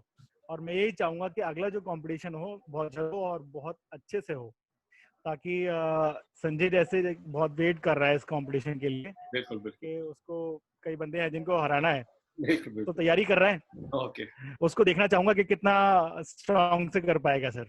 चलो वेरी गुड वेरी गुड। और मैं यही बोलना चाहूंगा, ऑफ कोर्स बीच में ये कोरोना की वजह से पॉज लग गया सबको, नहीं तो काफी कुछ चीजें ऑलरेडी प्लान थी। तो ये सब चीजें अभी कोरोना जब खत्म होगा, गवर्नमेंट अलाउ करेगी, तब दोबारा डेट ये वो सब कुछ अनाउंस करना शुरू। संजय भाई चलते चलते आप क्या बोलना चाहेंगे? Sir thank you so much ये सेशन के लिए। जैसे रुचिर भाई ने इतनी अच्छी बातें बोली हैं, आपने सौरभ भैया ने, लक्ष्मण भैया ने, तो कोई भी इसको सुनेगा तो काफी पॉजिटिव चैट्स हैं, काफी कुछ मिल सकता है उसको। तो ठीक से सुने और इम्प्लीमेंट करे चीजों को। बिल्कुल। थैंक यू संजय भाई। और रुचिर भाई आप चलते आप ऑफ कोर्स आप थोड़े से लेट आए और अभी चलने का भी टाइम हो गया, लेकिन फिर भी आप चलते चलते क्या बोलना चाहिए? सर मैं चलते चलते यही बोलना चाहूंगा कि खिलाड़ियों को किसी फाइनेंशियल सपोर्ट के भरोसे नहीं रहना चाहिए। फाइनेंशियल सपोर्ट जो वर्ल्ड में रेसलर्स हैं, जॉन ब्रिजन के या कोई भी हैं, वो सब खुद ही करते हैं अपना। और अब हमें खुद ही करके और खुद ही अपनी तैयारी करनी है। किसी के भरोसे रहने के उसमें मत रहो, नहीं तो गेम जाएगा। आत्मनिर्भर क्या? बिल्कुल आत्मनिर्भर। लेकिन इसमें मैं बोलना चाहूंगा, रुचिर का कहना बिल्कुल सही है कि डिपेंडेंसी नहीं होनी चाहिए। लेकिन प्रॉब्लम क्या है कि यूरोपियन कंट्री थोड़ा सा स्ट्रांग होती है, वो बाहर ट्रेवल करना उनके लिए इजी हो जाता है कि डॉलर का रेट और हमारा डॉलर के रेट में फर्क है। मतलब हमारा 71 रुपीज, 22 रुपीज, 75 रुपीज और उनका $1, तो वो बहुत बड़ा डिफरेंस हमारे बीच में होता है। तो इंटरनेशनल ट्रैवल हमारे खिलाड़ी में, ऐसा नहीं कि इंडिया में टैलेंट नहीं है, भर भर के टैलेंट है। और आई बिलीव कि अगर उनको सही ट्रेनिंग, सही कोचिंग और सही गाइडेंस मिले तो हम इंडिया में पूरे वर्ल्ड के अंदर इसका डंका पूरा बजा सकते हैं। लेकिन आई एम श्योर कि आपके प्लेटफॉर्म का जो क्रिएट किया है और जो सपोर्ट आप जो दे रहे हैं, तो आई एम श्योर बहुत अच्छे बच्चे हमारे आगे निकल के आएंगे जो वर्ल्ड लेवल पे जो हमारे परचम जरूर इंडिया का परचम लहराएंगे। और एक नहीं 20 मेडल हमारे झोली में आएंगे इंटरनेशनल लेवल पे ही आपके उससे। बिल्कुल। मैं एक ही चीज बोलना चाहूंगा कि ये प्लेटफॉर्म हमने खड़ा भी इसीलिए किया है कि आपको डॉलर रेट के बारे में फिक्र नहीं करना पड़ेगा। आपको बाहर जाने के लिए डॉलर रेट का कि इंटरनेशनल क्या है, उधर आपको एक सैंडविच कितने का मिलेगा और फ्लाइट कितने का, उस सब चीजों की फिक्र आपको नहीं करनी पड़ेगी। आप यहाँ पे अपनी पहचान बनाइए, बाकी सब कुछ हमारे ऊपर छोड़ दीजिए कि इंटरनेशनल कहाँ तक क्या जाना है। आप पहले यहाँ पे इंडिया में अपना पहचान बनाइए, प्रो पंजा लीग में और नेशनल्स में, प्रो पंजा लीग में, and don't worry about the rest. उसके लिए we are working towards everything. एक टाइम लगता है ऑफ कोर्स हर चीज में, बट उस चीज का आप लोग देख चुके हैं हमने किस लेवल पे वो किया है, आगे जाके भी उसका वो करते रहेंगे। तो यही है कि इंटरनेशनल हम यहीं पे लेके आएंगे, आपको उधर डॉलर रेट का वो फिक्र करने की जरूरत नहीं होगी। ये है जरूर कि बाहर वालों के लिए इधर सस्ता पड़ जाएगा क्योंकि डॉलर पाउंड वाउंड बहुत सस्ता पड़ता है उनको यहाँ पे, लेकिन कोई बात नहीं, अपने को इधर इंडिया में ही सब कुछ वो करने को मिलेगा। तो मेरे ख्याल से अब तो सर अब तो ये है कि वर्ल्ड जाने की जरूरत ही नहीं पड़ेगी, इंडिया में ही लोग सब वही लोग आ जाएंगे जिनके साथ खेलना चाहते हो आप। बिल्कुल प्रो पंजा लीग में सब लोग आएंगे। बिल्कुल प्लान यही है कि यहाँ पे इस तरह की का हम बनाए कि बाहर वाले इधर आके आना चाहे कि इस प्लेटफॉर्म पे हम भी आके खेलना चाहते हैं। और नहीं, मैं आपके प्लेटफॉर्म से ये जरूर बोलना चाहूंगा परिण भाई कि इंडिया में भी जरूर देखिए, डेवलपमेंट की हर जगह हमेशा गुंजाइश रहती है, और चाहे आप कितना भी बड़ा कर लीजिए, कुछ भी कर लीजिए, हमेशा डेवलपमेंट की गुंजाइश रहती है और डेवलपमेंट होना भी चाहिए। आज के डेट में जो इंडिया को जो बेसिक अच्छा करने के लिए वो चाहिए, एक अच्छे कोचेस चाहिए आपको, अच्छी गाइडेंस चाहिए आपको, और थोड़ा सा सपोर्ट आपको चाहिए ताकि खिलाड़ियों को टेंशन ना ले कि हमारा खिलाड़ी कहाँ ब्रेक करता है। इंडिया में हमारा खिलाड़ी ब्रेक करता है कि उसको खेलना है, ट्रेनिंग करनी है, ट्रेनिंग में डाइट लेनी है, डाइट के बाद आपको उस जो ट्रैवल का खर्चा है वो भी वो मैनेज करना है। तो वो सब चीजों में, हर चीज में कहीं भी एक जगह कहीं सपोर्ट नहीं है। इससे दिल्ली में हमारी कोशिश रहती है कि हम लोग ट्रेनिंग और जहां तक हो सके कम से कम खर्चा बच्चों को नेशनल में ले जाने के लिए, कहीं ले जाने के लिए हम लोग उनका करें। तो हमारी हमेशा कोशिश ये रहती है कि जितना कम से कम बच्चे पर बर्डन आए उसके पे, ताकि वो फ्री माइंड होकर आगे खेल सके। तो यही चीजें हमें इंडिया लेवल पे भी और सब लेवल में करने की जरूरत है कि हम उस चीज को थोड़ा सा ऑर्गेनाइज करें कि खिलाड़ियों को कम से कम बर्डन पड़े और कम से कम पैसे में उनका काम हो जाए। डाइट के लिए उनका कोई उनको टेंशन न ले, ट्रेनिंग के लिए उनको प्रॉपर कोचेज और उनको सारा न्यूट्रिशन और वो सब चीजें मिले। तो वो जरूर हम लोगों को इस बारे में थोड़ा सा काम करने की जरूरत है इस फील्ड पे। और उसके बाद हमारे पास खिलाड़ियों की कमी नहीं है। तो इस पे मैं एक चीज बात करना चाहूंगा। ऑफ कोर्स ऑलरेडी हमने जो टॉप 4 खिलाड़ी हैं प्रो पंजा लीग में मेन टूर्नामेंट के लिए, उनके ऑलरेडी आना जाना, रहना, खाना पीना सब कुछ वो कर ही दिया along with ji. the contract amount and plus अगर जीत गए तो वो सब जी। बोनस है, तो एक शुरुआत ऑलरेडी जी। करके है कि उनको वो खुद के जेब से कुछ ना खर्चा करना पड़े, और इस चीज को हम बढ़ाते जाएंगे ऑफ कोर्स, क्योंकि हमको डेवलप करना है, बनाते हैं। include as many players as possible that ji. they will get the support and everybody grows together.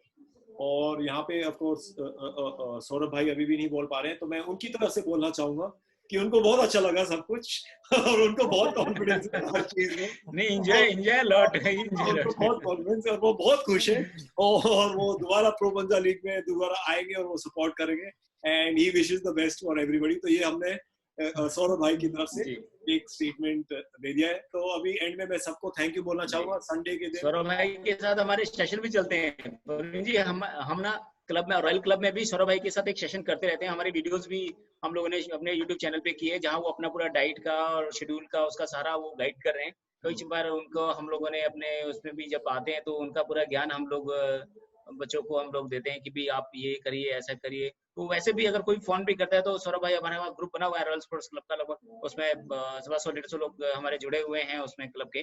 तो वहाँ पर भी वो अपना गाइडेंस, जो भी चीज नहीं आती है या डेवलपमेंट है चीजों का क्या है, वो सब करते रहते हैं। रुचिर भी कुछ ना कुछ उसमें अपना शेयर करते रहते हैं, जो उनकी नॉलेज है कहीं से जो मिल रही है उनको शेयर करते हैं। तो एक बड़ा अच्छा एनवायरनमेंट हमारे उसमें रहता है डेफिनेटली।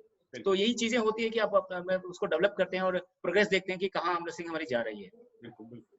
तो thank you all once again for joining today. और ऑफ कोर्स अभी लंच टाइम भी हो गया है, आप लोगों को भी भूख लगी होगी, मुझे भी आज भूख लगी है। और मैं ये बोलना चाहूँगा, संडे जो है मेरा रिवॉर्ड डे रहता है, तो थोड़ा कुछ जो नहीं खाते हैं यूजुअली वो थोड़ा कुछ खाने को मिलता है। तो चीट डे सर, चीट नहीं बोलते हम इसको, रिवॉर्ड डे बोलते हैं।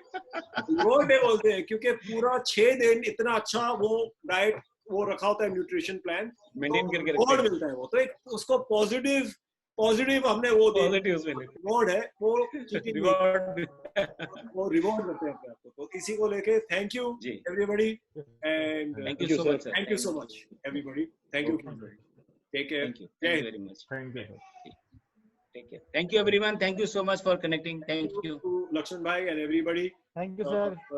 लक्ष्मण भाई, royal sports club, Kritika, Sanjay भाई मेरे ख्याल से निकल ही गए ऑलरेडी, योगेश भाई, रुचिर भाई एंड सौरभ भाई, thank you so much everybody.